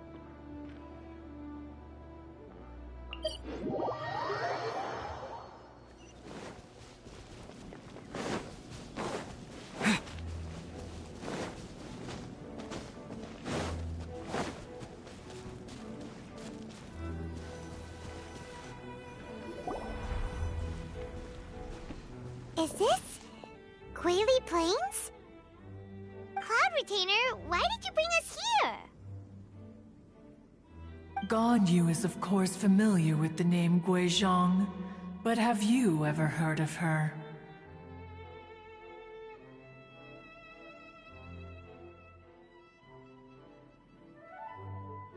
Guizhong is another name of Agentis, the god of dust. She was extroverted in nature and adored social gatherings and inventions alike. Long ago, this region was yet a prosperous assembly. Guizhong often invited her friends to visit her home, reserving for us seats around the largest stone table. Sea Gazer would always bring out his latest treasure and place it upon the table. He could be quite the braggart. Though usually a mild-mannered fellow, when it came to those collectibles he was so fond of, he always loved to show them off. Paimon remembers that name. So that's what Sea Gazer was like. He was an old friend and a former rival. One has many memories of him. Once he had brought out the treasure, it would predictably become the center of attention. Neither Guizhong nor one was content to let him just steal the spotlight. So we would then also present our proudest mechanical creations. As Adepti, we were each gifted in our own ways, and naturally proud of our accomplishments in our respective fields of expertise. As a result, one often quarreled with Sea Gazer. His treasures were not even of his own making. He just used his exploration skills to dig them out of the ground. How, pray tell, could he compare to me, when every single one of one's accomplishments were crafted by one's own hand? Cloud Retainer, you are getting competitive again. One digresses. Regardless, every time an argument occurred, Guizhong would come over to watch us during our mutual lambastics. On some occasions, she would join in, and on others, she'd take one of us by the limb and start uttering the most ridiculous nonsense. What kind of nonsense? No kind of nonsense were we spared. Sometimes she would brazenly opine, why argue between yourselves when neither of you could ever hope to beat me? Other times, she would make unsolicited suggestions, such as, once you two are done arguing, let's go to the foot of the mountain and grill some meat. She always sought to make everyone happy, and one must say, she had quite the gift for it. No matter what nonsense she said, one never felt bothered or offended. It also helped that she never referred to one as that illuminated bird or ladybird. Come on, get over yourself! Anyway, just as our impassioned arguments would reach the apex of acrimony, Marchosius would bring his delectable dishes to the table. Who would dare snub the stove god and his wondrous creations? At the sight of him, we would all immediately drop the argument and prepare the table for a night of feasting and drinking. Back then, one was always bothered by how the cups Rex Lapis brought were always too square for one's taste. Can you see yourselves ever enjoying a drink from a square cup?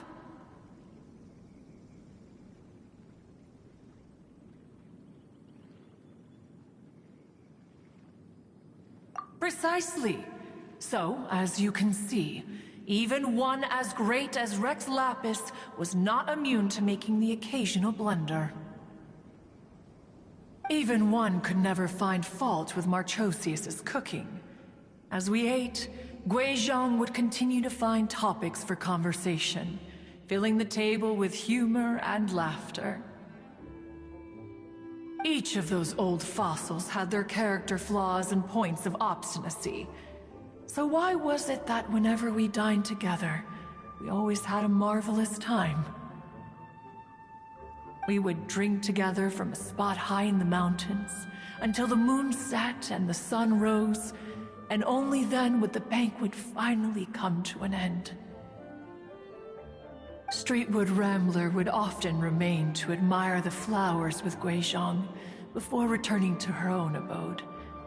The glaze lilies were far more abundant back then. Entire fields of them would appear to the eye as a veritable sea of flowers. Streetward Rambler?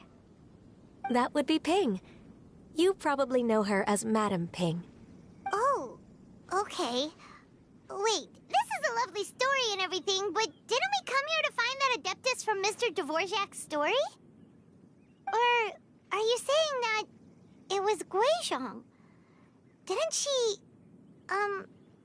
already, Alas, long has one avoided this place for precisely that reason. The sights here are a reminder of a time long gone, and evoke much sorrow. One should have guessed that you would disrupt one's poignant moment of mourning with your incessant questioning.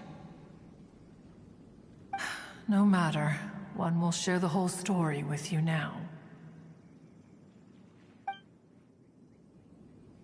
In times gone by, one quarreled oft with Guizhong concerning mechanical principles. We each had our ideals, and neither would yield. Under the pretext of a social gathering, one invited the impartial Rex Lapis to judge the quality of our creations. But Rex Lapis declared that Guizhong's Obscuro Vulpus mechanism was superior. Though one was too proud to acknowledge it, in one's heart, one knew that Guizhong was indeed the superior talent in the mechanical arts. As for the story between Guizhong and Streetward Rambler, that begins with a certain bell. In Guizhong's opinion, while mechanisms were no substitute for human composers, they were yet capable of producing simple but fine melodies. But Streetward Rambler believed music to be an expression of the soul, an emotional enterprise that could never hope to be replicated by machinery. They argued endlessly, until one asked Rex Lapis to intercede. He confiscated the bell and designated it for ceremonial use.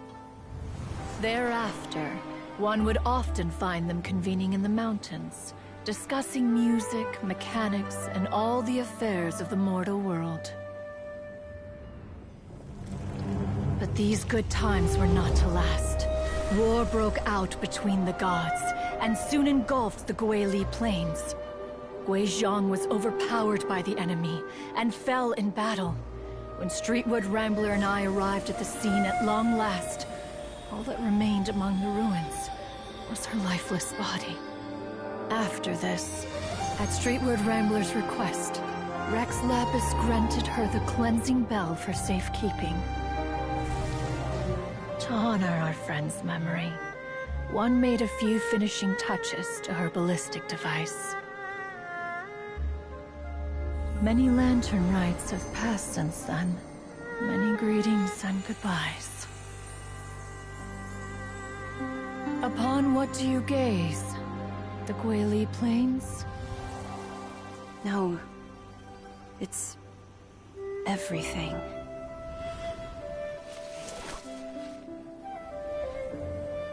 We think of human life as like a lantern that's lit one minute and extinguished the next. But are we Adepti so different?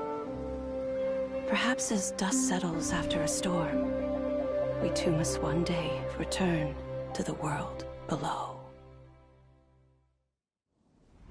One has always been austere and private by nature, and has never relished socializing. One's dealings with Guizhong were born out of discussions on the discipline of mechanics. What? You have loads of friends, and you seem pretty chatty. Just because one is not ignorant of social graces does not mean one is fond of them. One is perfectly capable of partaking in conversation despite being introverted. But in the end, one is nothing like Streetward Rambler. She is dauntless but thoughtful, not to mention eloquent and wise. Moreover, her friendship with Guizhong was far greater than one's own. Back when they were rivals, they would often compete against one another in the realm of musical composition. That cleansing bell was one of Guizhong's proudest works, having the ability to both compose and perform. Wait, that's weird. Didn't Madame Ping say she pestered an old friend for that bell? And she also said something about being a vain beauty when she was young or something. Streetward Rambler, a vain beauty. My foot. That bell has a sad history. Clearly, she refrained from sharing with you the truth of its origins, since the right time had not yet come. As for her old friend, who else could it be? As soon as Streetward Rambler heard that a certain Zhang Li wished to borrow the bell, she realized that the man was none other than Rex Lapis, and that he had made an enormous decision. After all, we all have known each other for several millennia. Some things between us are implicitly understood. Whoa! So they were talking in secret code?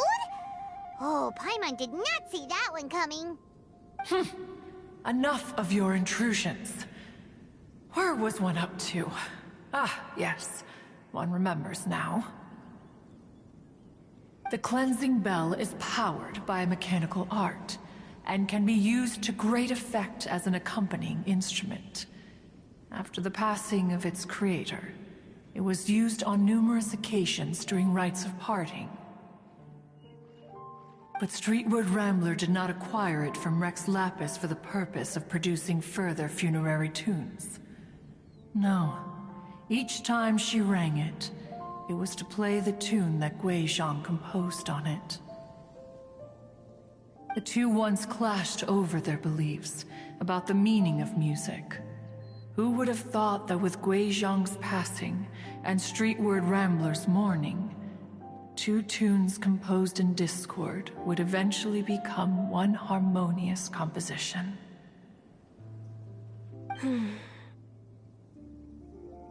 Once upon a time, Streetward Rambler also loved gatherings, liquor, and music. But after Guizhong passed, she preferred her own company. She could often be found sitting alone at a mountain summit, contemplating and reminiscing with her zither. The music would go from mournful to soothing to impassioned. Many years passed before she finally composed a melody to her satisfaction. In celebration, she played the tune to the clouds. Regrettably, one has only ever heard her play that tune once.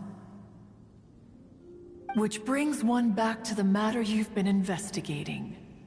Perhaps it was during that performance that the ancestor of your Fontaine friend fell into the water and was saved by Streetward Rambler. But if she was so happy with the melody, why would she only play it once? One was also greatly perplexed by this. After suppressing one's curiosity for a long while, one finally approached her and asked why she would retire the tune after having spent so long on it.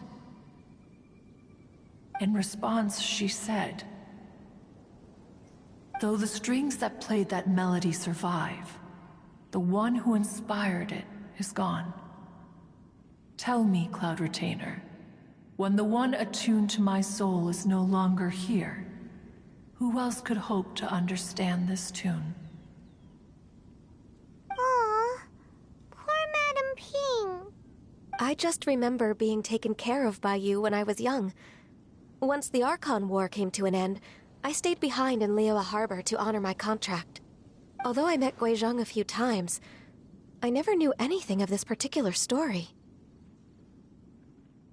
Guizhong was quite the visionary, but tragically passed before her time.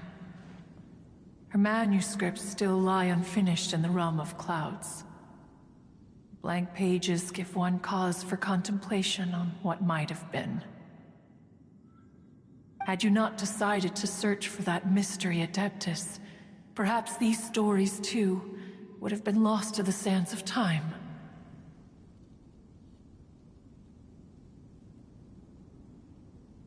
As of now, you know the truth. That the Adeptus who rescued the drowning man was none other than Streetwood Rambler. Do you intend to discuss this with her?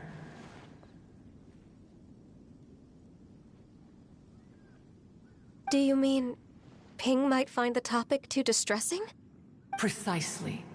The passing of our old friend is a heavy topic that both of us are usually careful to avoid.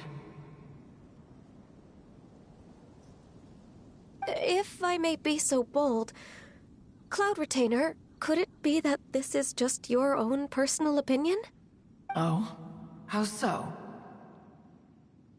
I've been in Liyue Harbor for quite a long time now, and I've witnessed many farewells along the way, so I too am well acquainted with the pain of the passing of a loved one. But this doesn't bring the city or its people to a standstill. They have to keep moving forward. Someone as perceptive and wise as Ping will surely have come to understand and embrace this. Though these immortal mountains have lost an Adeptus, the harbor of mortals has gained a wise elder. No loss can ever be undone, but there is always much that can still be gained. Ping has helped countless people, and will guide many others in the years to come. And all to whom she extends a helping hand become her friends. People she can admire flowers and discuss music with. Though it is heartbreaking to lose a kindred spirit, life goes on, because there are new friends waiting for you further down the road. We even asked Madame Ping what she thought about adding a music festival to this year's Lantern Rite. Oh, when we get back, why don't we just ask her if she'd like to perform? Maybe we can even get her up on stage. You youngsters and your imaginations. Why don't you come with us? It's been a long time since you last spoke with Ping, and Liyue Harbor is always decorated so beautifully during the festival period. Is not every Lantern Rite the same in this regard? Were there ever anything new to discuss? One in Ping could meet any day of the year. I disagree.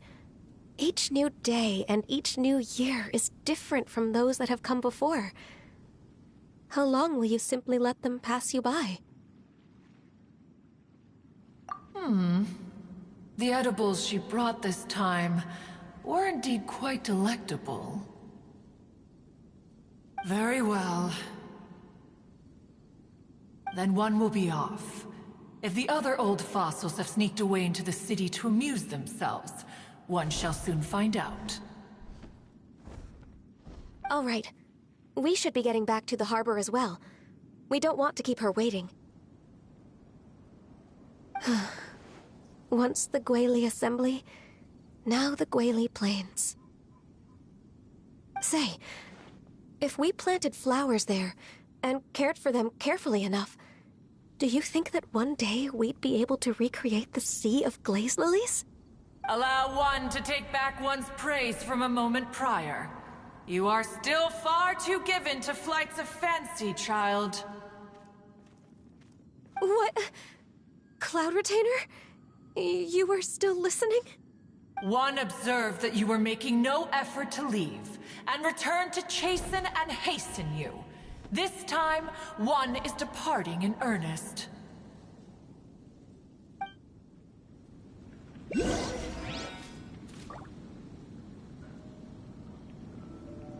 Well, I'm looking back at the stream right now. That was probably one of the longest cutscenes I've ever had to go through. Like, not just like cutscenes, but like, I know I could skip through like all of that, but that lasted almost 20 goddamn minutes. Oh my god.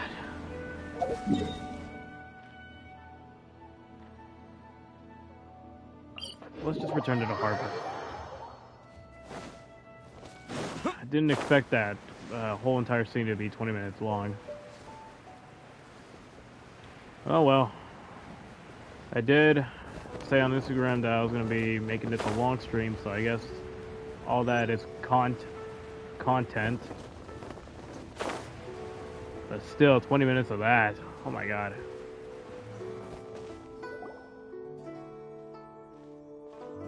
Whoa!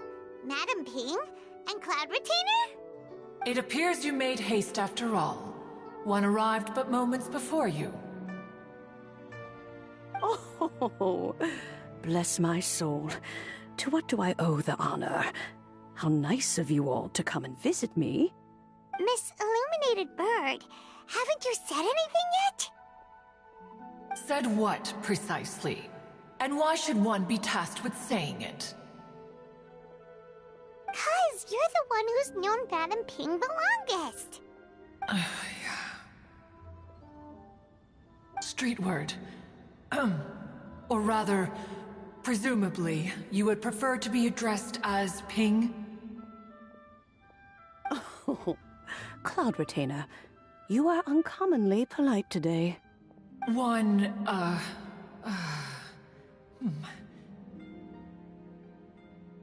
Given that Lantern Rite is almost upon us, the weather in the city is most pleasant, and a sweet floral fragrance lingers in the air. Ganyu, please continue from here. Huh? All right. So, this all started because we were trying to help Mr. Dvorak find the Adeptus who saved his ancestor's life.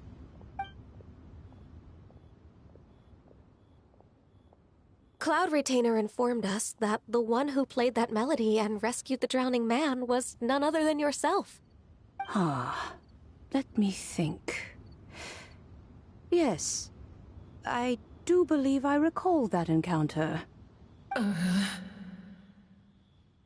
What a long time ago that was.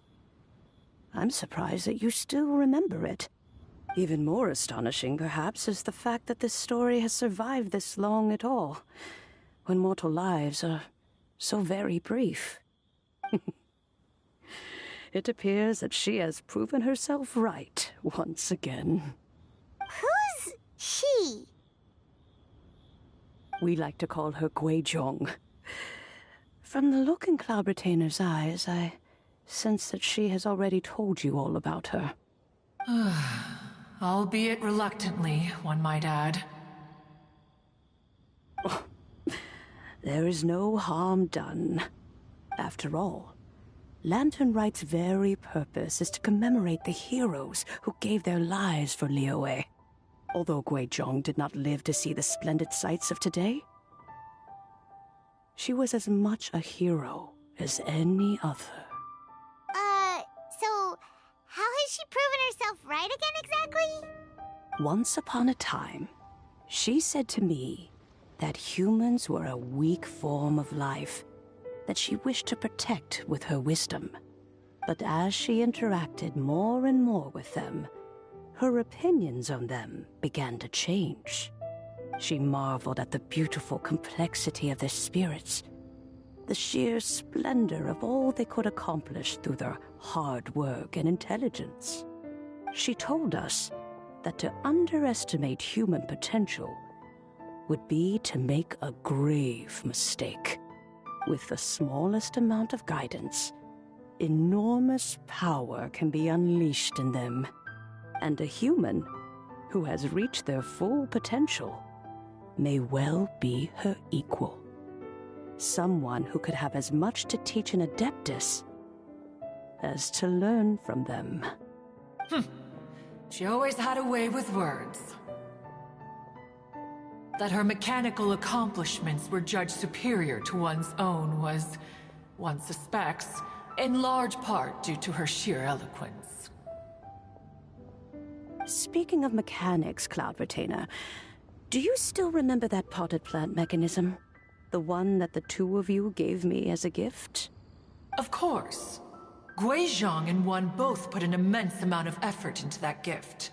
It would be no overstatement to call it a testament to each of our individual technical genius. As Guizhong once said, it takes every blade of grass and every flower to make a homeland. When I see the sight of Liyue Harbor before us today, I am reminded of this. Madam Ping looks very emotional right now. Of all of us, it was Guizhong who was the fondest of these grand and exciting occasions. If she were still with us, I'm quite sure she would still be trying to best Cloud Retainer's finest works at every opportunity. Liyue Harbor is always filled with the sound of music at this time of the year. If she were here, one is certain that she would seek you out to discuss and debate the virtues of various melodies. Oh yeah, music! We've been dying to ask. What was the melody that you played back then? Oh, also, with you being such a music expert and all, why don't you join the concert as a performer? I can make arrangements right away. Oh, as much as I don't wish to dampen your enthusiasm, it's been a long time since I played the zither. My fingers don't have the dexterity they once did, and whenever I play that tune, it always reminds me of her. I start wondering what she would think of the changes I have made to her melody. There was a period of time whenever I started strumming, it almost felt like she was back again. Sitting right there on the stone stool next to me, chatting away. Skybracer and Seagazer too, looking just like they did in the old days. No matter how much time goes by, the moment that melody starts playing, it transports me right back to that time in my memory. So the past still weighs heavily on your heart? Well, I would be lying to myself if I claimed to have completely moved on. But that is not to say that grief doesn't get easier with time. Despite the sadness, I have found many things that bring me joy in life. It is simply the nature of the world in which we live that even if one wished to mourn for an eternity, it would be a nigh impossible feat. Just look at this potted plant. Isn't it stunning? It takes an honest and open mind to confront and conquer grief. You have indeed made progress. Be that as it may, I shall leave the lantern rite stage to the youth of today. Well, if you're sure. Granny! Whoa, what's everyone doing here? Did something bad happen? Ah, and now we've spooked Yanfei. No, everyone's just here to give me their regards for the holiday. Oh, that's wonderful, I'm glad. Well, in that case, happy Lantern Rite, everyone.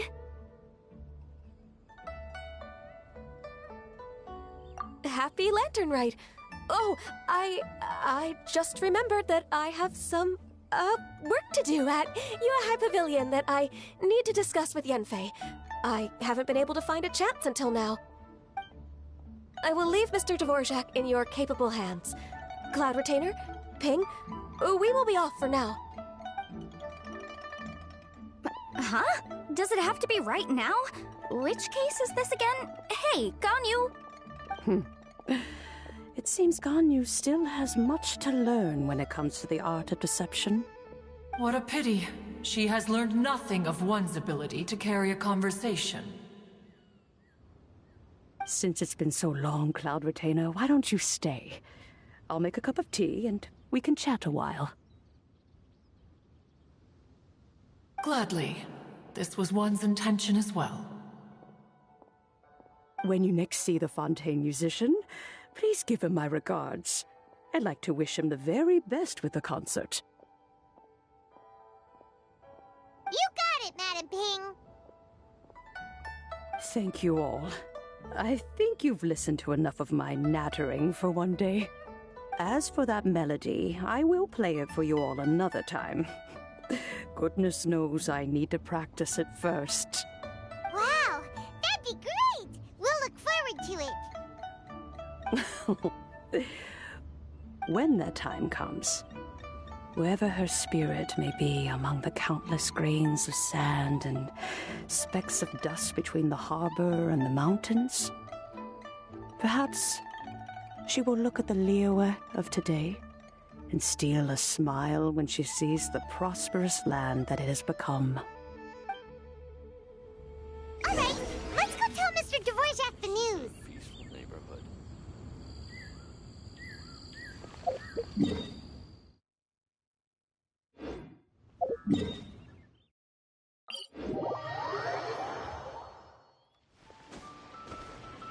That's how lazy I am. I just teleport, even though I'm not that far.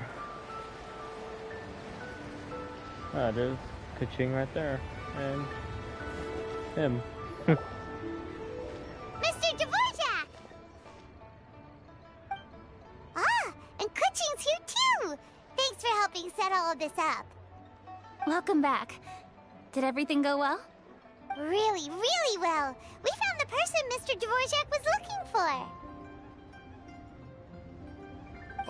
Are you serious?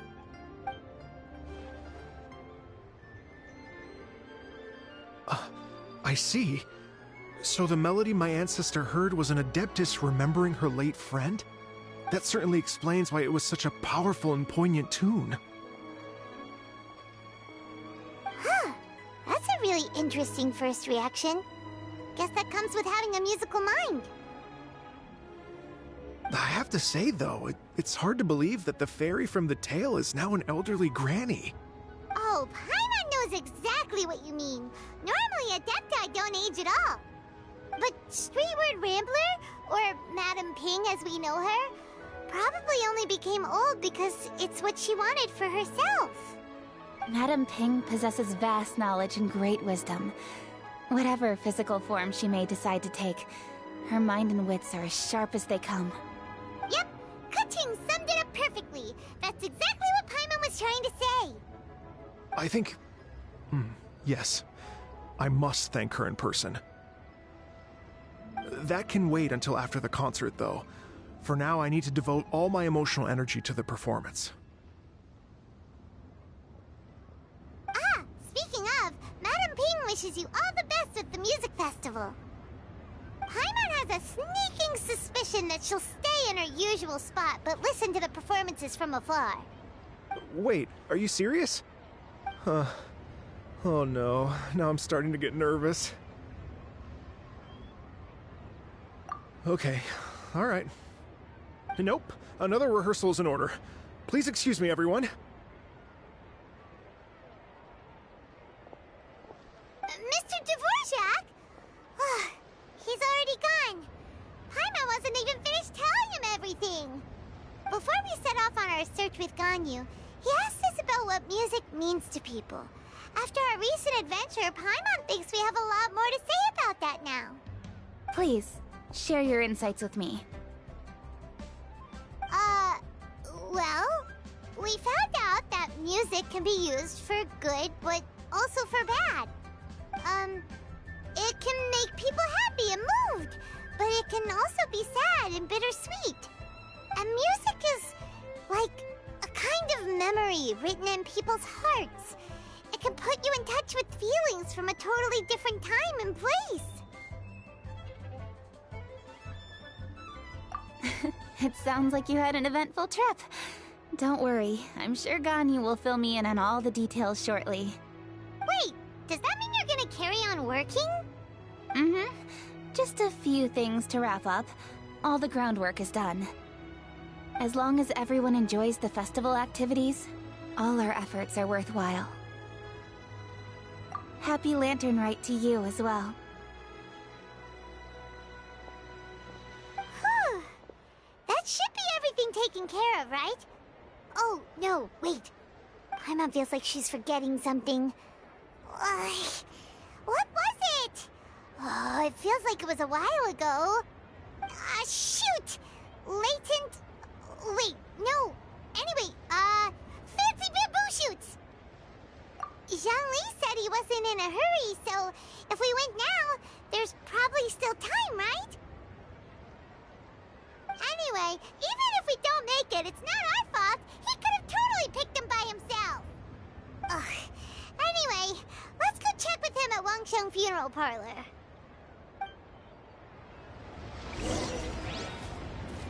The funeral parlor. Does that mean we're gonna see Hu Tao again? Nah, I probably shouldn't assume so quickly, but that would be nice. Wait. Oh, I'm looking at the wrong place. I'm stupid. Screw it. I'll walk.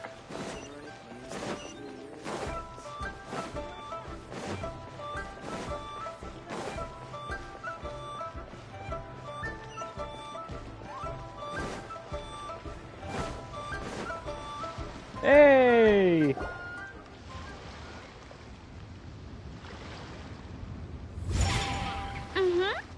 Da da da da da da da da da. Da da da. Oh. All right, let's take a break here. Oh wow, look who it is! Are you here to hang out with everyone's favorite funeral director? She credits herself as everyone's favorite, but you know what? I'd say she's my favorite too.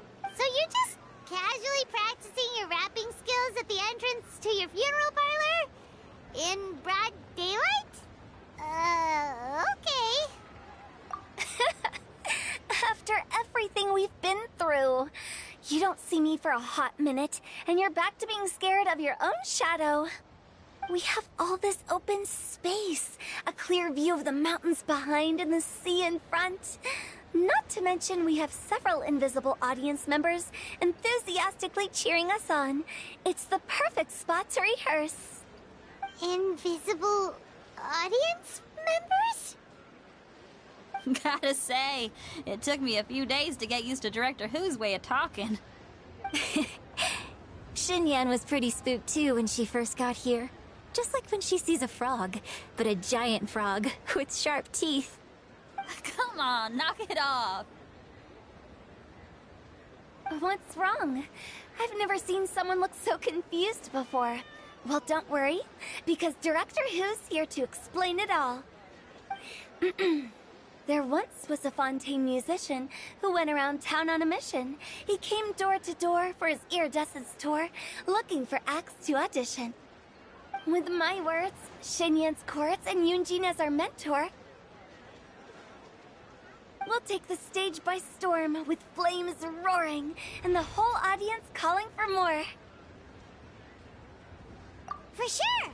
The whole dance floor will be yelling encore! Encore! Oh, now Paimon's rhyming along. But when you say flames roaring, are you sure this will be safe? No, don't you worry about that. I'm pretty experienced on the stage, and I've already informed the Yuhong of all the pyrotechnics we're planning on using. Huh. Guess we'll just have to trust Xinyan on this one. Oh, Zhongli. He took one of those fancy meal boxes and set off for the mountains. Said he wanted to pay a visit to some old friends. It's a real pity that he couldn't be around for this. As well as being a true connoisseur of traditional art forms, he's able to appreciate Xinyan's performances too. Yeah, that's right. Matter of fact, he was the one who first invited me to perform here. To tell the truth, though, I never thought I'd really find myself rehearsing here one day. Well, now you know. The Wangsheng Funeral Parlor is a great location. All of you are always welcome to come and hang out here, especially if you're in the mood to try something new. I can speak to that. Hu Tao is always full of fun surprises. And jump scares. Actually, Xinyan, I have some lyric ideas for your part. Do you want to go through them together? Sure thing. I'm all ears. Oh, Traveler and Paimon, I believe Zhongli was heading to Mount Hulao, so make sure you're hiking up the right hill. When you see Zhongli, please pass on this message to him. It's up to him whether he wants to support us at the performance tonight, but I expect him to make time for the upcoming banquet we're planning. No excuses. You should join us too. It'll be a riot. If there's one thing I've learned from being a funeral director, it's how to throw a party.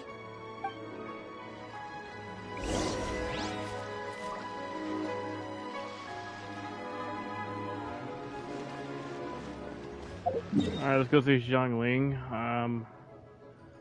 Not Zhongling, Zhongli, even though they sound sort of the same. So I guess Hu Tao's part of this fucking party or whatever. Alright, anyways. But yeah, it's good to see Hu Tao again. Hu Tao's one of my favorite characters in the entire game. So to see her again and land to Rite, even though we did see her in the trailer, I was kind of expecting it. But either way, seeing Hu Tao in general is a treat in my opinion. I do love to see Hu Tao appear every once in a while. Anyways. And I am going to pull for her when her banner comes out. Guaranteed on the last day. You know, save as much as I can. So, that's what I'm going to do. Got over 100 wishes saved. Sorry if I'm pausing over and over again. I got stuff going on my phone. Alright.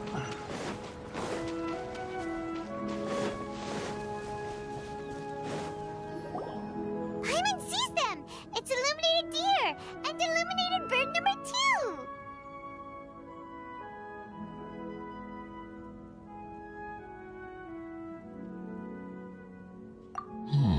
A familiar face. Have you come from Liyue Harbor? How is the city nowadays? Everything's great! But you know, if you're so curious, you can always go and check it out for yourself! In fact, Mooncarver has been taking many walks on Mount Tianheng in recent times. I believe the sights of the city are quite familiar to him. Zhongli! Here you are! We've brought the bamboo shoots you wanted. Impeccable timing.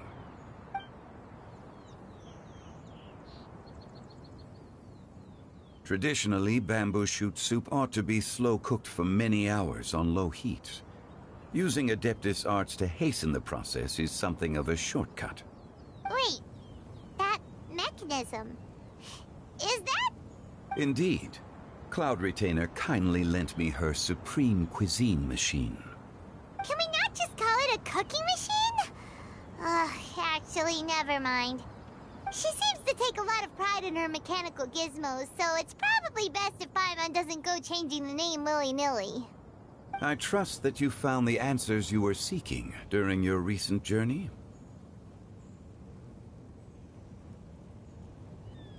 Excellent. The past should be remembered, but not overly dwelt upon. Our journey should be seen as a means to take on more from the world around us. When the bamboo shoot soup is ready, I must insist that you try some for yourself. Oh, Zhongli! Hu Tao told us to tell you something. She said, it's up to him whether he wants to support us at the performance tonight, but I expect him to make time for the upcoming banquet we're planning. No excuses! When she says performance, she must mean the Lantern Rite Music Festival. As for the banquet, she didn't tell us anything more about that, but she invited us to come as well. As you can see, I have a prior engagement with 2 Adepti friends of mine tonight. Please, give Director Hu my best wishes for the performance. As for the banquet, since the Director insists, far be it from a mere consultant like myself to refuse. Yay! Then we'll see you there? Absolutely. Rex Lapis, the bamboo shoot soup is ready. Thank you. I will examine it right away. The appearance is exquisite, and the aroma rich and intense. The craftsmanship of this machine is commendable indeed. Since you came all this way, you should not leave empty-handed. Please, take some soup. It tastes most exquisite while still warm.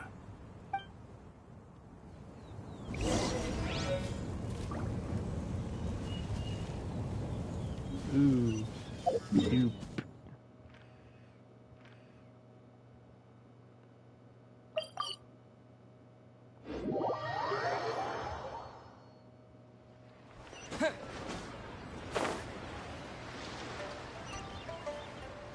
Okay, don't even land on the ground yet, I guess. Oh, cutscene. Time for me to shut the hell up. I'm honored to be here on the Iridescence Tour stage.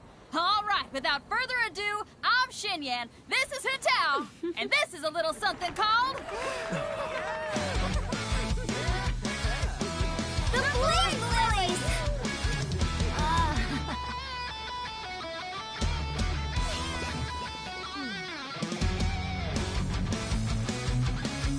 I'm up here blazing trails through the midnight sky, lighting up the world below.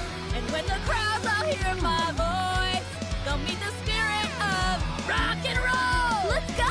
Hey, you butterfly, you too buzzing by, guiding your way to the afterlife, opening the path without a fright. Oh, I'll light the fire, watch it blaze across the universe. I'll spit my rhymes, watch your step, or you'll get burned. Hey, woo!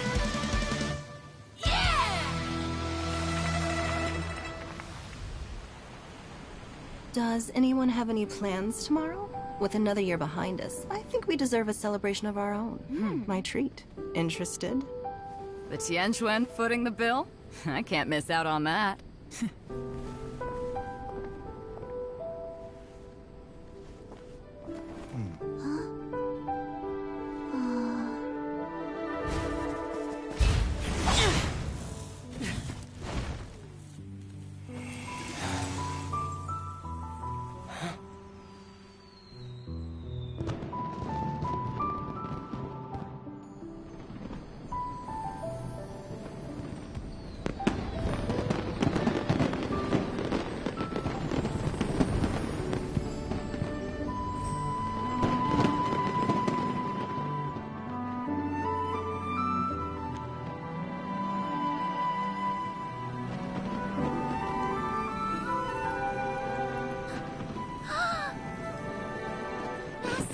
Master, listen!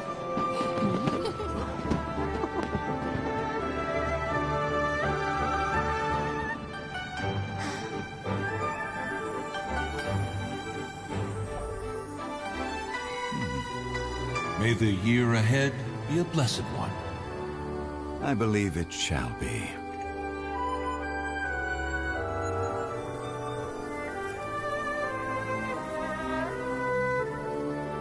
Master, the Xiao Lanterns, Ha! Elementary. One shall fashion for you a Xiao Lantern the likes of which the world has never seen.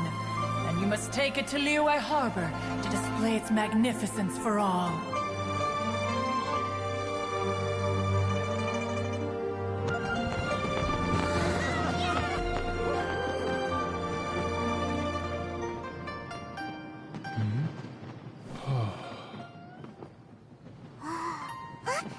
Listen! That must be Madame Ping!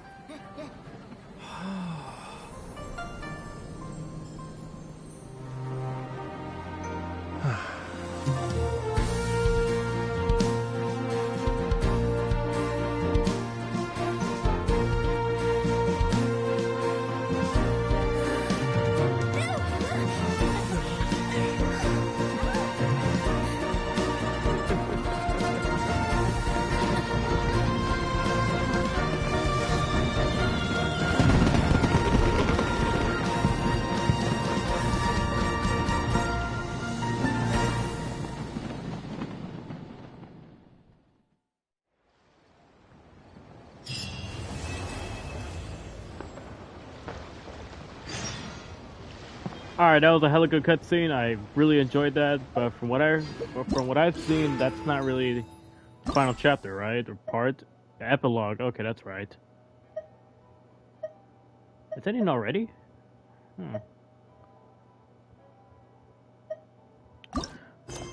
No matter. Do the epilogue and then I guess we're done.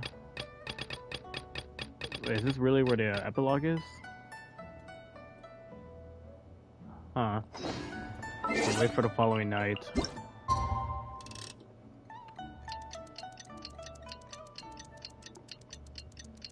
But yeah, what did you guys think of that? Go ahead and leave a comment below on what you thought of that cutscene and the performance that Hu Tao and Zhen Yan did. I thought it was really good. I already got a good thumbnail, so I don't think I'll be replacing the one I currently have. Wait. Oh, is it the next day? Hold on.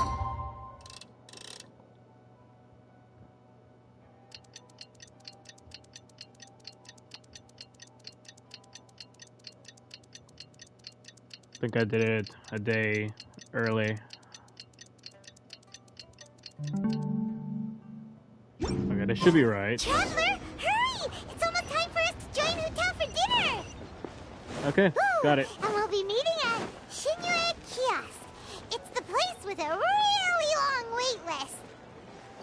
As expected of the parlor director, always so generous. Come on, let's go! I'm guessing this epilogue's not gonna last long, but no matter what, we're still doing it. Oh, so that's how it is. Thanks for the suggestions, Mr. Zhongli. I have them all noted down. I've long heard that your knowledge encompasses all things old and new, Mr. Zhongli, but I never knew that you were well versed in the art of cooking, too. It is truly an honor to make your acquaintance. No need for formalities. I too feel humbled to be in the company of such talented young people. There are many things I could learn from you. Oh, you flatter us. If it's possible, may I trouble you to provide a few words of guidance for my practices in exorcism?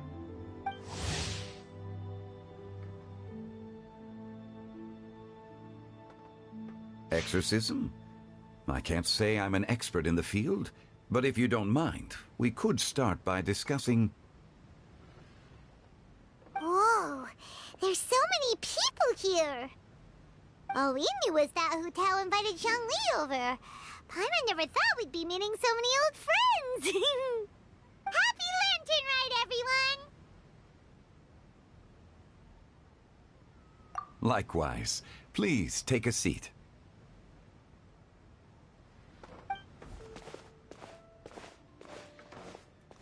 Happy Lantern Rite! Are you having fun? Me too. I've seen Xinyan perform before, but this is the first time I've watched something like this.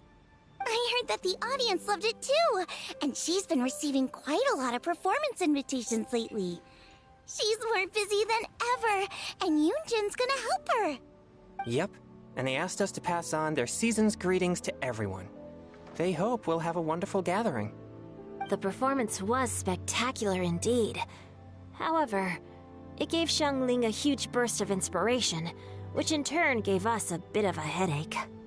Us? Did Xiangling ask you to try out her dishes too? That, my friend, is beside the point. Watching you eat was enough for me. Come to think of it, I probably shouldn't have burdened Chongyun with eating my share too. Hold on, Xiangling came up with a new recipe? Let Paimon try! See? Someone here knows how to encourage people. Thanks, Paimon. Oh, and I have to thank Mr. Zhongli, too. He gave me lots of useful pointers that really drove it home for me. Oh, so that's what you were talking about before we arrived.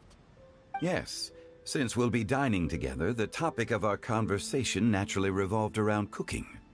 Xiangling's ideas are truly unconventional. Her choices in both ingredients and spices are comparable to a melody dancing on the tongue. My suggestions were nothing more than the icing on the cake. Oh, the two of you always deliver. Now I'm getting embarrassed. Anyway, I'll get everyone to have a taste after I've adjusted the recipe based on Mr. Zhongli's advice. That sounds like it might become a little safer to eat. How about I sample the dishes next time? of eating, Paimon feels like we're missing someone. Oh, Hu-Tao was the one who invited us, but she's not here. And where's Guoba? Oh, Guoba volunteered to help Dad at the restaurant. You know, lots of people come over to eat during Lantern Rite. Without Guoba helping out, I probably wouldn't have had the time to accept Hu-Tao's invitation. As for Hu-Tao... The director went to collect a guest. She asked me to stay here and host you for the time being. Seems like it's almost time. Huh? Hu-Tao went to fetch someone in person? Oh, that must mean they are super important. Could it be... Keqing? Ningguang? Or Captain Beidou? She didn't clarify. And as her subordinate, I couldn't just pry into the details, could I? Ta-da! We're here! Oh, we're not late to the party, right? Right? Good thing the Conqueror of Demons and I are both as swift as the wind. And whoosh, we made it just in time.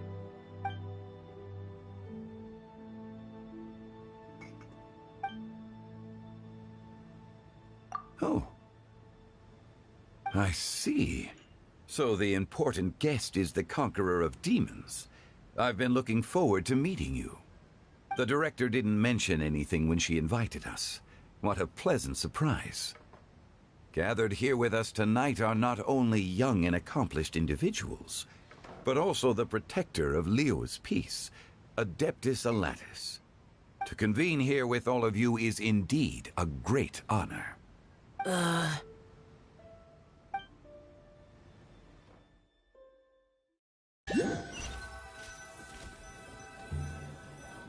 It's almost Lantern Rite, yet you took all the trouble coming here. The director has a way of making it difficult to decline.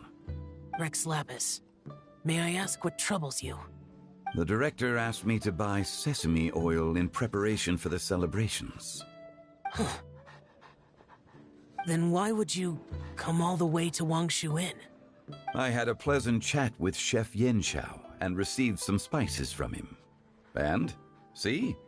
Here's some matsutake and a portion of ham. What about the sesame oil? It's a shame. I couldn't find the kind the director was looking for.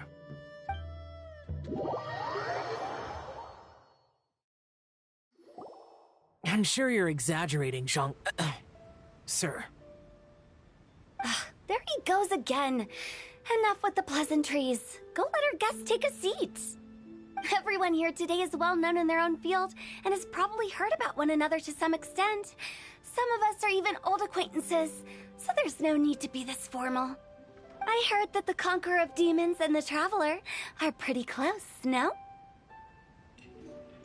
Great! You two sit together. You should take a seat too, Director. Oh? Finally remembered me? When we arrived just now, the host at Xinyue Kiosk told me our dishes are almost ready. Perfect timing. Let's not wait any longer and ask them to bring out the food.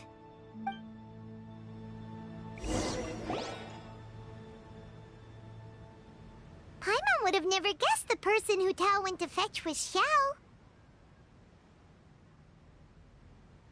Oh, that's also the first I've heard of the Traveler and Paimon being friends with the Conqueror of Demons. You know Xiao Chu? Knowing is a bit of an overstatement. I've always looked up to him. You might not know this, Paimon, but we exorcists have worked in close collaboration with the Conqueror of Demons for many generations, dispelling evil together, both in the open and from the shadows. Hard to imagine that thanks to Hu-Tao, I've finally gotten the chance to meet him. Conqueror of Demons, I'm honored to make your acquaintance. Likewise. It is a great honor indeed to have a chance to meet the legendary Conqueror of Demons. Changyun has brought that name up quite a few times in the past. I remember you mentioning wanting him to understand the importance of exorcists. We know each other too. He helped try my dishes during the Masterful Chef's cook-off. I didn't think we'd have the chance to meet again. Happy Lantern Rite. No anecdote, however, compares to meeting you in person. I'm Xingqiu, Shangling and Changyun's friend. The pleasure is all mine. Whoa. Everyone's getting all formal and polite all of a sudden. Paimon doesn't know what she should say anymore. Adeptus Xiao, mighty conqueror of demons, please accept Paimon's greetings too. Belated Happy Lantern Rite. Paimon tried very hard to look for a fancy word, okay? Don't be too harsh on Paimon! There's no need to be so polite. You're right. This was meant to be a nice little get-together between friends after all. Too much formality kills the atmosphere. I didn't plan this gathering only for everyone to walk on eggshells. Hiya. What's your true intention then? A little get-together between friends, sipping the finest tea and watching lanterns float into the sky, bidding farewell to the past and embracing the present with joy. And that is something our consultant would say. I think it deserves a standing ovation. Indeed. Exceptional acting skills, Director. As for me, I'm just here to have fun and treat everyone to something good. We all worked really hard this year, whether traveling or guiding, cooking, helping with the family business, exorcising evil spirits, or conquering demons. And of course, our consultant, who's been helping out at the parlor every now and then. Everyone has done some pretty amazing things. As the one who brought everyone together, it goes without saying that I'm the one most deserving of praise. Huh? Sounds kinda self-important, but Paimon thinks it's pretty amazing that she managed to talk Xiao into coming. He rarely ever enters Liyue Harbor after all.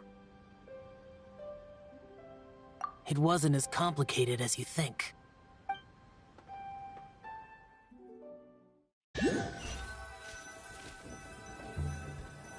Okay, gotcha. Thanks, boss lady. It's not boss lady, just boss. And there she goes. What a lively girl. Conqueror of demons, Adeptus Xiao. Guardian of Wangshu Inn, hero of Dihua Marsh. I know you're there. Quiet. Do not disturb the peace. Sorry, but you wouldn't show up if I didn't yell your name, would you? I know you. You're the 77th director of Wangsheng Funeral Parlor. Is there something you need?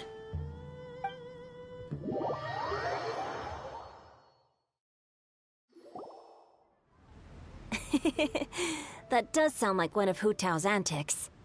Did the Conqueror of Demons agree to come so that Hu Tao would stop pestering him? There might be other reasons. Smart guess. Huh? There's more to it? It gets pretty boring from here on. I talked about the funeral parlor's past relationships with the guardian yakshas. You know, just to be sociable. In the time of the Archon War, disputes were frequent, and disaster overtook the land. Humans couldn't escape from the torment of the plague, nor could they escape death. The Adepti vanquished the demons, the Millelith fought valiantly, and Wangsheng Funeral Parlor was responsible for purifying the diseased and sending off the spirits of the dead. That is how the border between life and death was maintained during the war. And it effectively prevented further incidents from happening. That's right. 1 point for the consultant.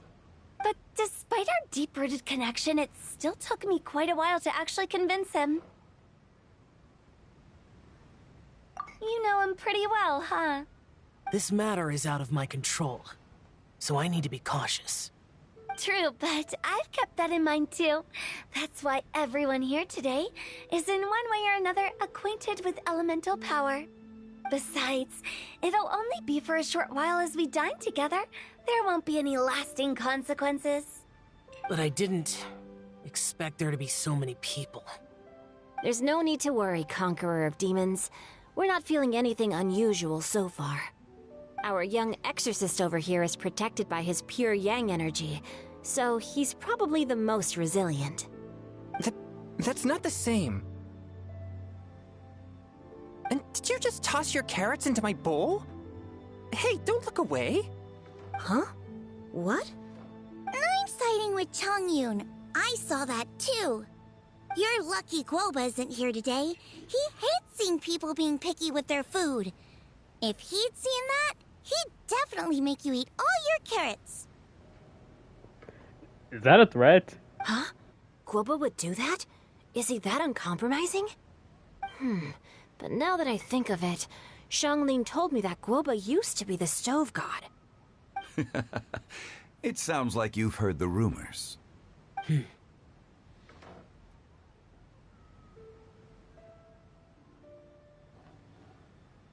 I'm doing fine.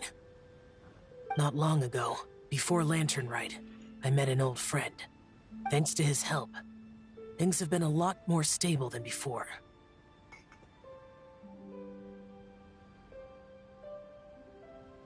Right! Wait, what?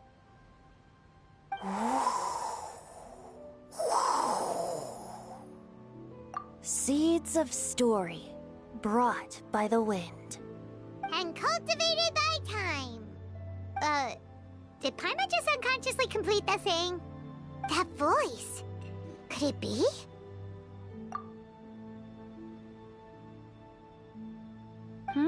If I'm not mistaken, there's someone knocking at the door. Don't just sit there, Zhongli. Go welcome our guest in. No such need. I'm coming in. I swear to God! If she's outside that door, I swear to God.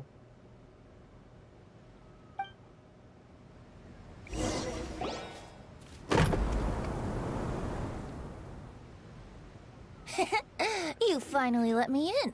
Venti!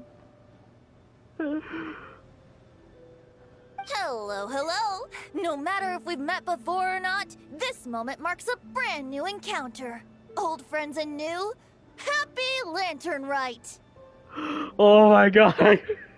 No, okay, so I'm gonna be honest. I did see Venti in the trailer, but since we're in the epilogue, I thought, okay, maybe he's gonna show up maybe after the damn chapters, but okay, I'm actually quite surprised.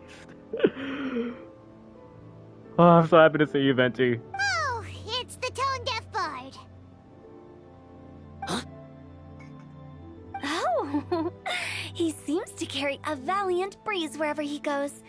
It looks like we're gonna be friends. Fate has brought us together, so come on, take a seat and be my guest. Help yourself. Oh, I'll ask them for another set of cutlery. This young lady here is as bright as a fresh bouquet of flowers in the morning's rising sun. She no doubt is the one with the most authority here. Whoa, these dishes look amazing! Is it really okay for me to join in? All right, I'm digging in. Huh, it's you. Oh, isn't this Genyu? Genyu? Oh God. Yep. Now that I've taken a closer look, you're a fan of Genyu's works, aren't you? Okay, you know what? That's one way to reverse it. I met Xingqiu at a light novel convention. How I wish we'd met sooner. I never expected that there'd be another person in this world who could interpret Genyu's new novel as thoroughly as I could. Venti, you're being too humble. Considering your poetic talent, your fundamentals are way more impressive. Could this new guest be Master Xingqiu's friend? He's an old pal of mine, too. We were just with him in the previous event of Ballads and Brews, so... Yeah! Xiao, you remember me too, right? We had a chat not long ago. Yes. Monsters become more active than usual as we get closer to Lantern Rite. I was patrolling Dihua Marsh a few days ago, when I happened to run into this... You've already forgotten? I'm a bard, remember? And bards go around singing wherever they like. Oh, right. And this bard was performing in Dihua Marsh. It was a moving melody, and it made me feel relaxed and at ease. I couldn't help but stay and listen. Thank you for your patronage. I understand now, too. I'm Zhongli, currently working at the Wangsheng Funeral Parlor. It's a pleasure to meet you, new friend. And I'm his boss. Oh, and if there's anything unsatisfactory, let me know anytime. That's very considerate of you. Oh? No wonder.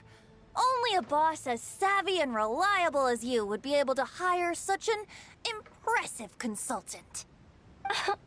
Oh, you're too nice, Venti. Not to brag, but our consultant truly is impressive. His knowledge extends across the stars and the land, and there's nothing throughout history that he doesn't know. From the sophisticated way he speaks, it's hard not to suspect that he could very well be an adeptus in disguise.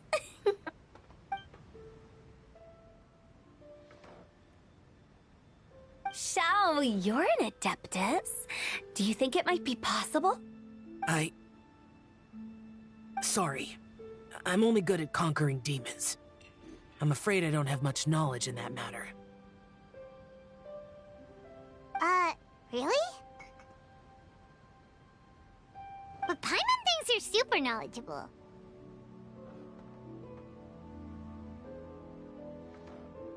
Huh?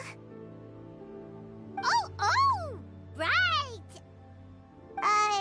Xiao's a warrior. He doesn't come to the city very often, so it's, pretty normal for him to not know anything. Yeah. Really? I've actually heard a few things about Mr. Zhongli before. The guests in the tavern talked about this refined and courteous man who, instead of having wine at Mondstadt's finest tavern, ordered a cup of hot tea with the most complex name. Now that you mention it, I seem to recall that there indeed is a musician like yourself in Mondstadt. I've heard that he's elegant and amiable, his works witty and vibrant. It's no overstatement to regard him as the best bard in Mondstadt.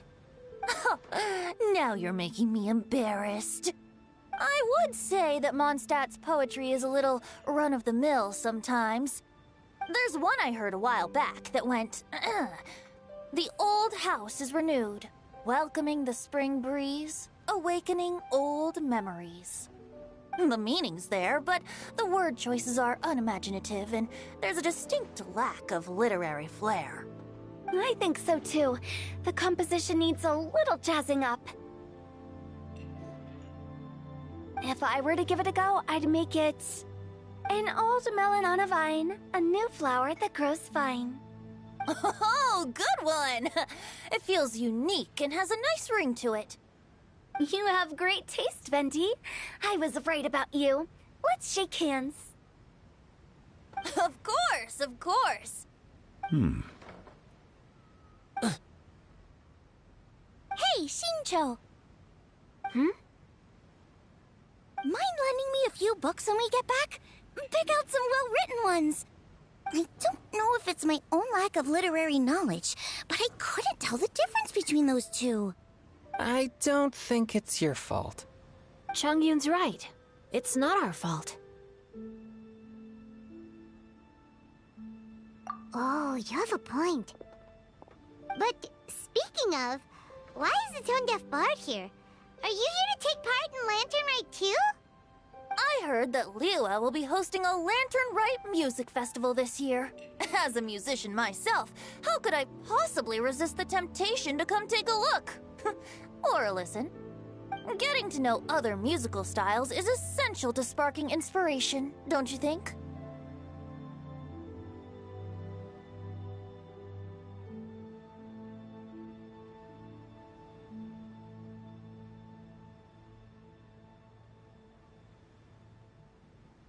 As for the Fontaine friend who hosted the festival, I saw him near Stone Gate the other day. The Iridescence tour has finally finally been held successfully for once, so I had to congratulate him. Don't think anything of it. By the way, I was watching as you entered Shinyue Kiosk, but no one seemed to notice me. Should I say that it's because I'm an expert in hiding, or that a certain someone deliberately ignored the sound of the wind? Whenever Lantern Rite comes around, Liyue Harbor becomes bustling with activity. People are all busy watching the lanterns and strolling around the shops, and they might just go travel somewhere on a whim. It is rather difficult to predict another's whereabouts. The festival is in full swing and proceeding smoothly, and we're all gathered here with friends, new and old. This is no doubt a wonderful occasion worth celebrating. To come together with all of you at the beginning of the year, one can't help but be filled with joy. In a moment like this, I propose we raise a glass together. In my case, tea in lieu of wine.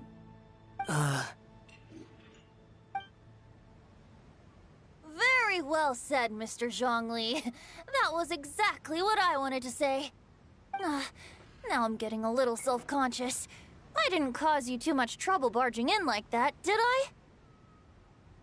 We usually drink wine during occasions like this over in Mondstadt, but since Mr. Zhongli insists on drinking tea, I'll give a toast with tea too.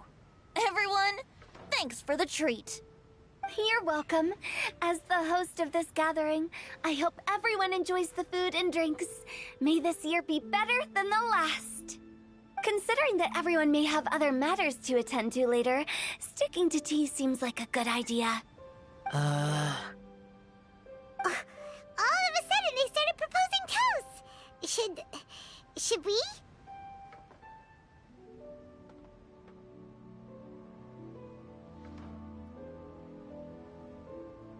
What's with the urgency?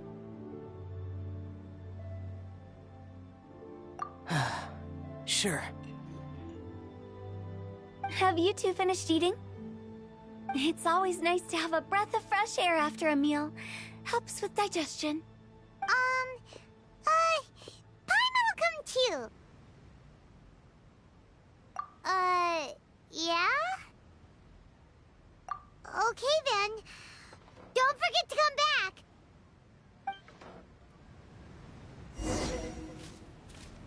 Oh, Paimon's staying behind. What happens if I pause? Okay. It's gonna be like how it is back at the you know what pot I'm talking about, the Serenity pot, I think it's called.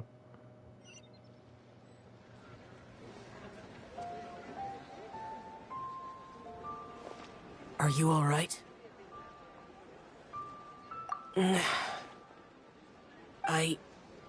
It's hard to describe. It's not that. There were those among the Adepti who loved gatherings and idle chit-chat. Sometimes they would call up a few others for a drink. Even I got dragged along to their gatherings many times. The Adepti all have their specialties, making most of them proud and arrogant. Everything they say is straight from the heart. It never gets too complicated. But this time...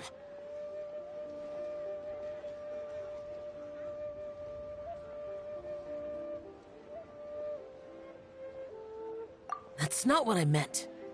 Or perhaps I should say Rex Lapis is really good at adapting to human life. You could say that he actually enjoys doing so. And that's something I might never be able to do.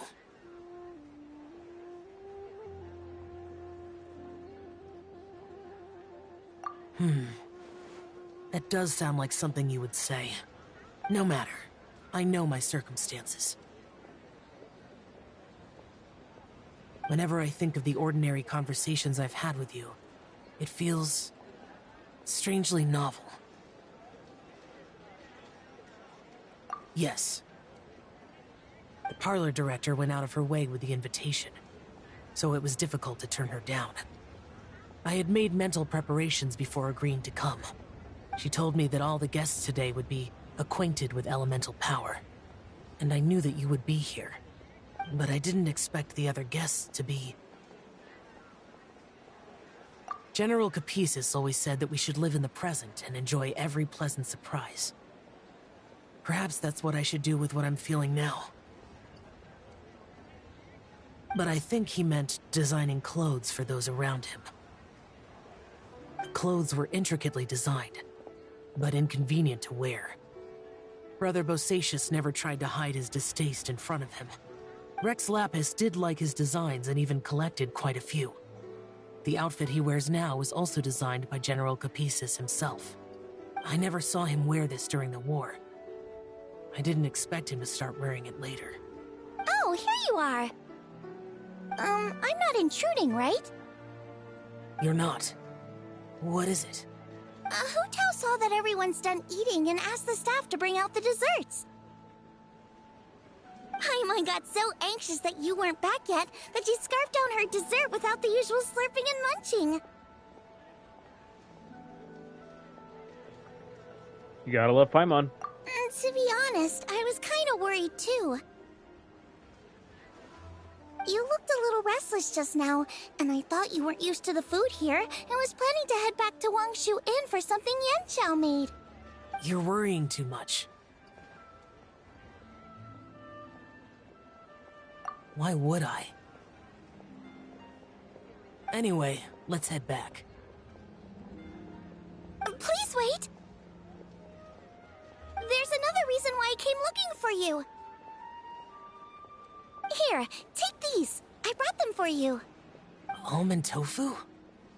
Yup. Since the Masterful Chef's competition, you could say that Yanqiao and I are not only competitors, but good friends as well. I visit him at Wangshu Inn sometimes to discuss our cooking. I heard him say that the esteemed guest on the roof loves nothing more than a good plate of almond tofu, so I learned a thing or two about the dish from him. I'll be honest, before Hu Tao invited everyone, she secretly came looking for me, told me about the guests she planned to invite, and asked me for some suggestions on what she should order. So I made a few servings of almond tofu for you guys in advance. Take them as a token of gratitude for your support. When I told Guoba that I was making these for you, he started eagerly running around the kitchen and helping a lot too. Thank you for the trouble. There was no need to... I'll take them. Thank you. And Guoba too. You're welcome. Oh, the almond tofu I made probably tastes and feels a little different from the type Yanqiao cooks. Please let me know if there's any improvements I should make. Okay. That's all.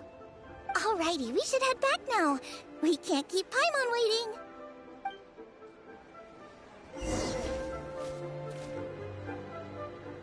Wait, will she appear if I pause now? I thought she was inside! Okay, whatever.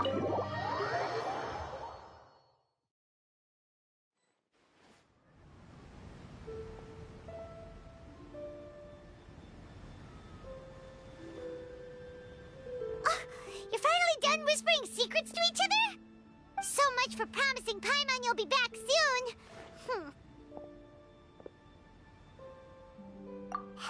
How could you say that to Paimon? In that case, besides having no sense of time, Paimon will let you know what having no sense of fullness looks like. Your dessert is all Paimon's. Sorry to keep everyone waiting. No worries, we're all just chatting here. There's no serious business to take care of. Whether we're chatting outside or inside, it's all the same.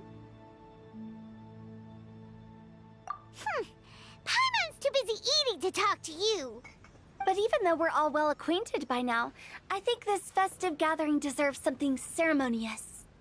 Oh? Is this some local custom? Nope.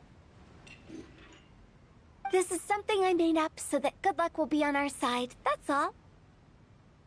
Spontaneity is the best choice to make here. Let's use this incense burner on the table. It's been lit for so long now that the incense is running out. I'll leave refilling and lighting the incense to the most distinguished guest among us all. Lighting the incense will signify continuous growth and prosperity in all our endeavors in the new year. I see. Perfect symbolism, as expected of Hu Tao.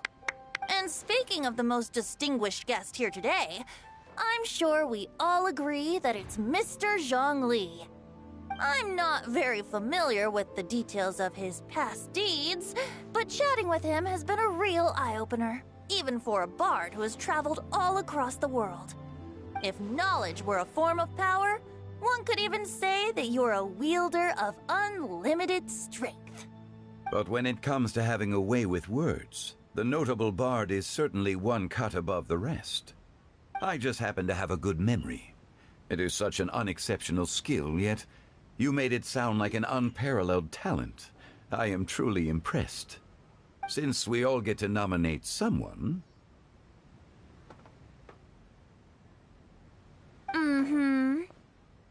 I think it's only fair that we let the parlor director light the incense.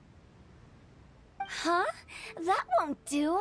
Don't flatter me just because I'm your boss. We are looking for the most distinguished guest here. As the host, I shouldn't be involved in this discussion at all. Now that we've enjoyed this table full of delicacies, how about we let our one and only chef here do the honors? Is this really the way this works? I didn't cook any of these dishes. It's not a big deal. Just look at her. Xiangling, the disciple of an adeptus, the stove god's best companion, the winner of the Masterful Chef's competition. The only heir of the famous Wan Min restaurant. A good old friend of mine. There's no better choice. Why does Paimon feel like we're back at square one again? Please stop! You're making me embarrassed. If we're looking for a distinguished guest, surely the second son of the Feiyun Commerce Guild counts. It's one of the largest commerce guilds in Liyue Harbor. How long is this gonna last? Huh? Don't get me involved in this. Ooh, not a bad choice. With the Commerce Guild's young master lighting the incense, we're all sure to make a huge sum of mora in the new year. That's not how it works. Making a fortune is indeed a fine wish, but it's of lesser importance than good health and happiness. Which means we should choose Chongyun, the skilled exorcist who keeps everyone's home safe from evil spirits. Huh? Now you're nominating me? I can't be the one when we have the Conqueror of Demons right here. Adeptus Xiao has the most seniority among everyone here today. We should... I refuse. I am most certainly not the most distinguished guest here. You should all be able to make the right judgment based on your observations. Watch it go towards Ether. One person here is well acquainted with everyone else. Watch it go towards him. Watch. I'm guessing it right now. Yep, they're all looking at me. Oh, that's right. What did I tell you? Even though you're always mocking Paimon, you're still pretty popular with other people. Oh my god. No, wait! Paimon said she wouldn't talk to you again. I'm not on the... Oh my god.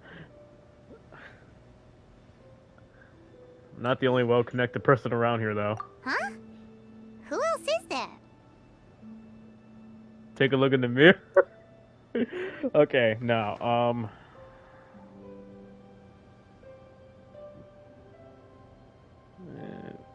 Huh? Huh? Does Yep. that mean Paimon's the most distinguished guest? Oh, well, that was unexpected! I agree. Paimon's just the one we need. Without a friend constantly by your side, a long journey would become dreadfully lonesome. But once you have someone there to brighten up the atmosphere, everything along the way will become lively and vibrant too. Ah. The traveler has traversed many nations and left behind a great deal of fascinating stories. But without Paimon, they would have become quite monotonous. Paimon plays an indispensable role in making your journey a happy and smooth one. You guys, Paimon's not used to being praised like that. Aww. Those were genuine compliments, right? Of course, you're the best. Exactly, that's what I'm saying. She's the best companion. Man, forget that bird that flies around with me, the one I just don't feel like taking off. Paimon's the best companion. I'm gonna say this now. Paimon is the best companion. Without Paimon, this game would probably be hella boring. Thank you. You made Paimon wait for a long time, but Paimon's not mad anymore. Don't take everything to heart, Paimon. Friends tease each other all the time. Exactly. That is indeed true. Yeah, the thing about friendships is that if you have like one of those friends that could and you two constantly roast each other back to back and like see some fucked up shit, but then still be cool at the end, that's true friendship right there. That means Paimon is as important to the traveler as Guoba is to me. Looks like we've come to an agreement. Any objections before we proceed? Nope. I trust the traveler's judgment. Then Paimon it is. And now, the world's most excellent traveler's greatest companion, guide, and friend, Paimon, will be refilling and lighting the incense for us. Here you go. Take the match, and don't burn yourself. But if things go really wrong, here's the 2-for-1 coupon.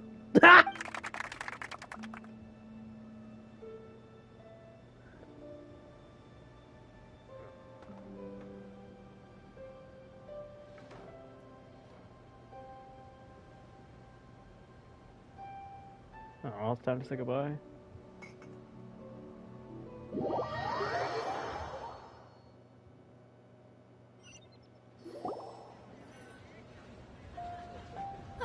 It's getting late. I won't take up any more of your time. You're all free to go as you please.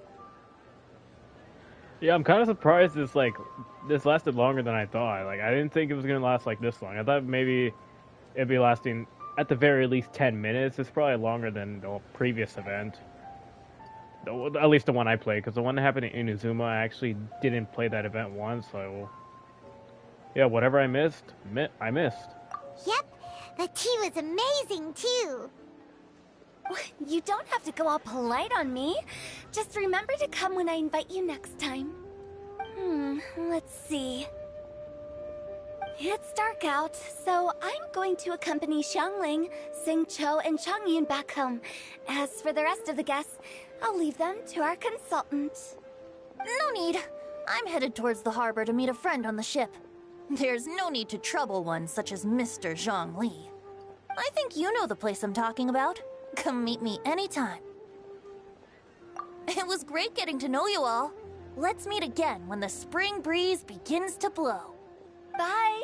Oh, we should write poetry together sometime. We'll catch you all later then.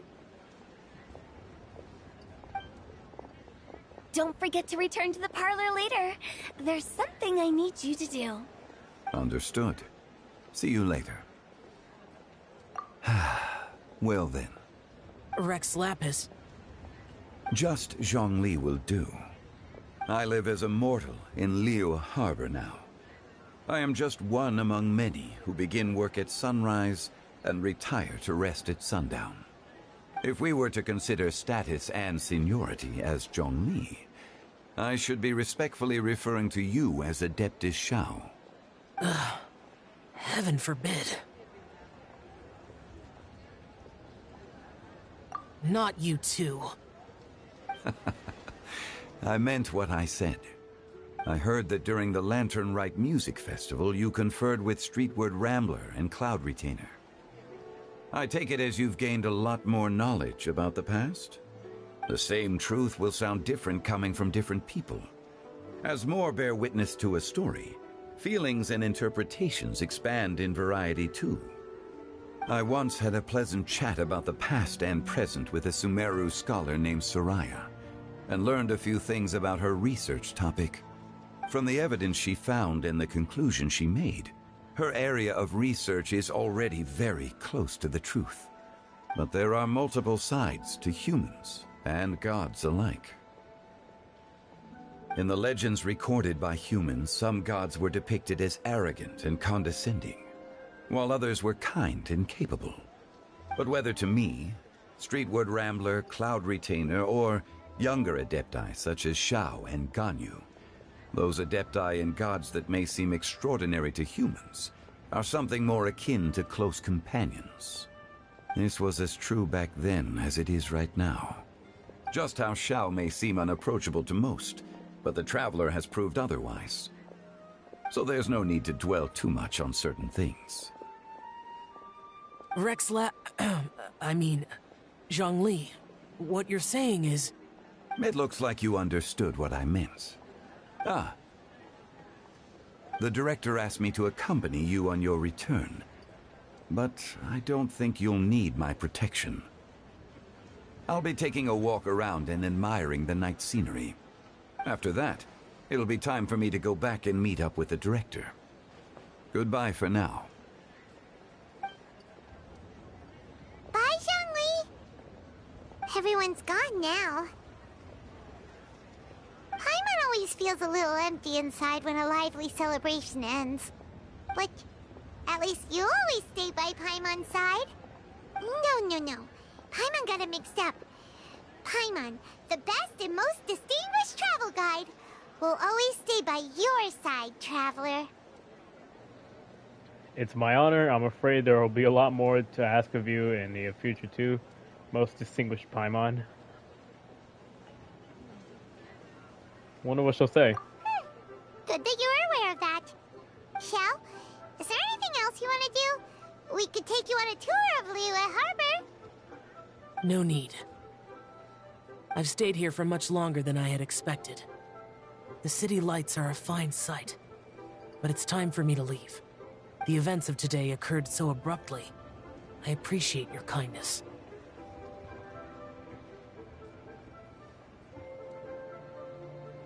Okay. I'll see you next time, then.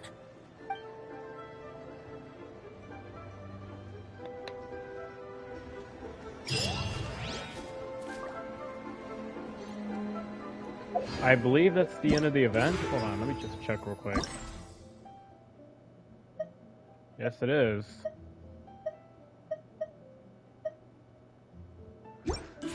Okay, what are we at right now? Let me check. 3 hours I've been streaming. Doesn't really feel like 3 hours. I'm not gonna lie.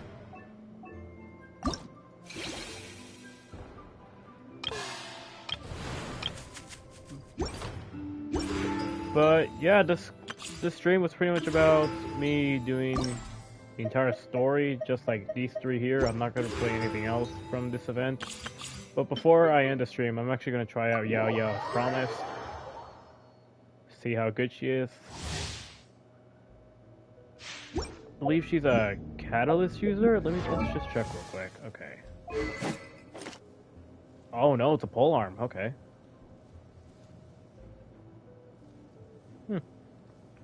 Not bad. Alright. Alright, what's her passive talent? Okay. When Yao Yao's in the party, their characters will not startle crystal flies and certain animals get near them. I don't know how to feel about that.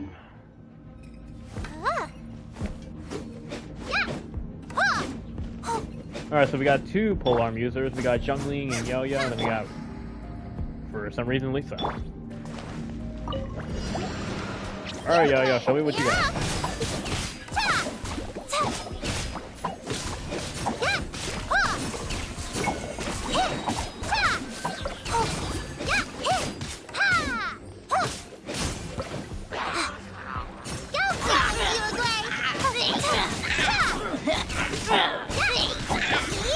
Let's burn some of them.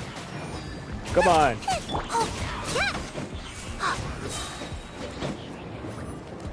I'm just randomly hitting stuff in the air.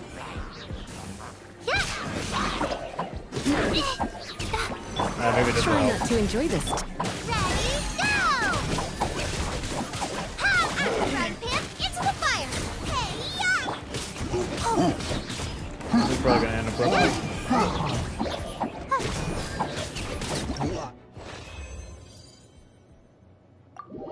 Okay, that wasn't too bad. I'll give her that. She wasn't too bad. Am I gonna pull for her? Probably not. I want to save as much wishes as possible. I'll probably try these two at a later date.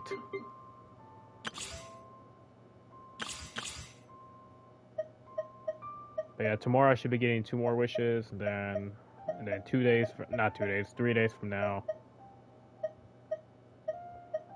Math. Okay, no, tomorrow I should be getting this, 2 more wishes, and then 2 days, 8 of these thingies here. And then the next day, the final 5 wishes. In total, I believe that is up to like 15 from what I have now. Yeah, I'll have like 15 wishes by the end of that. And then from the 87 I'm able to get right now, that in total is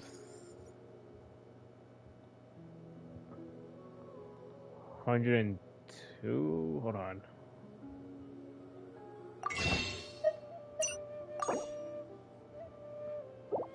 Yeah, that's 102 wishes right there that I'll have saved up right now. But yeah, that's the end of the event, I guess, or at least for the story quest. The rest of it, I'm not sure if I'm gonna do live on stream. But if I do, then cool. But if I don't, then whatever. Yeah, had a lot of fun with this event. If you guys did enjoy the stream, make sure to go ahead and hit the like button and subscribe if you're new to the channel. Next stream, not sure what I'll do for next stream. I'll probably stream Rocket League next, if I feel like it. Either that or more Fortnite with my weird friends. I don't know. We'll see. Anyways, thanks for watching, and I'll see you guys in the next stream.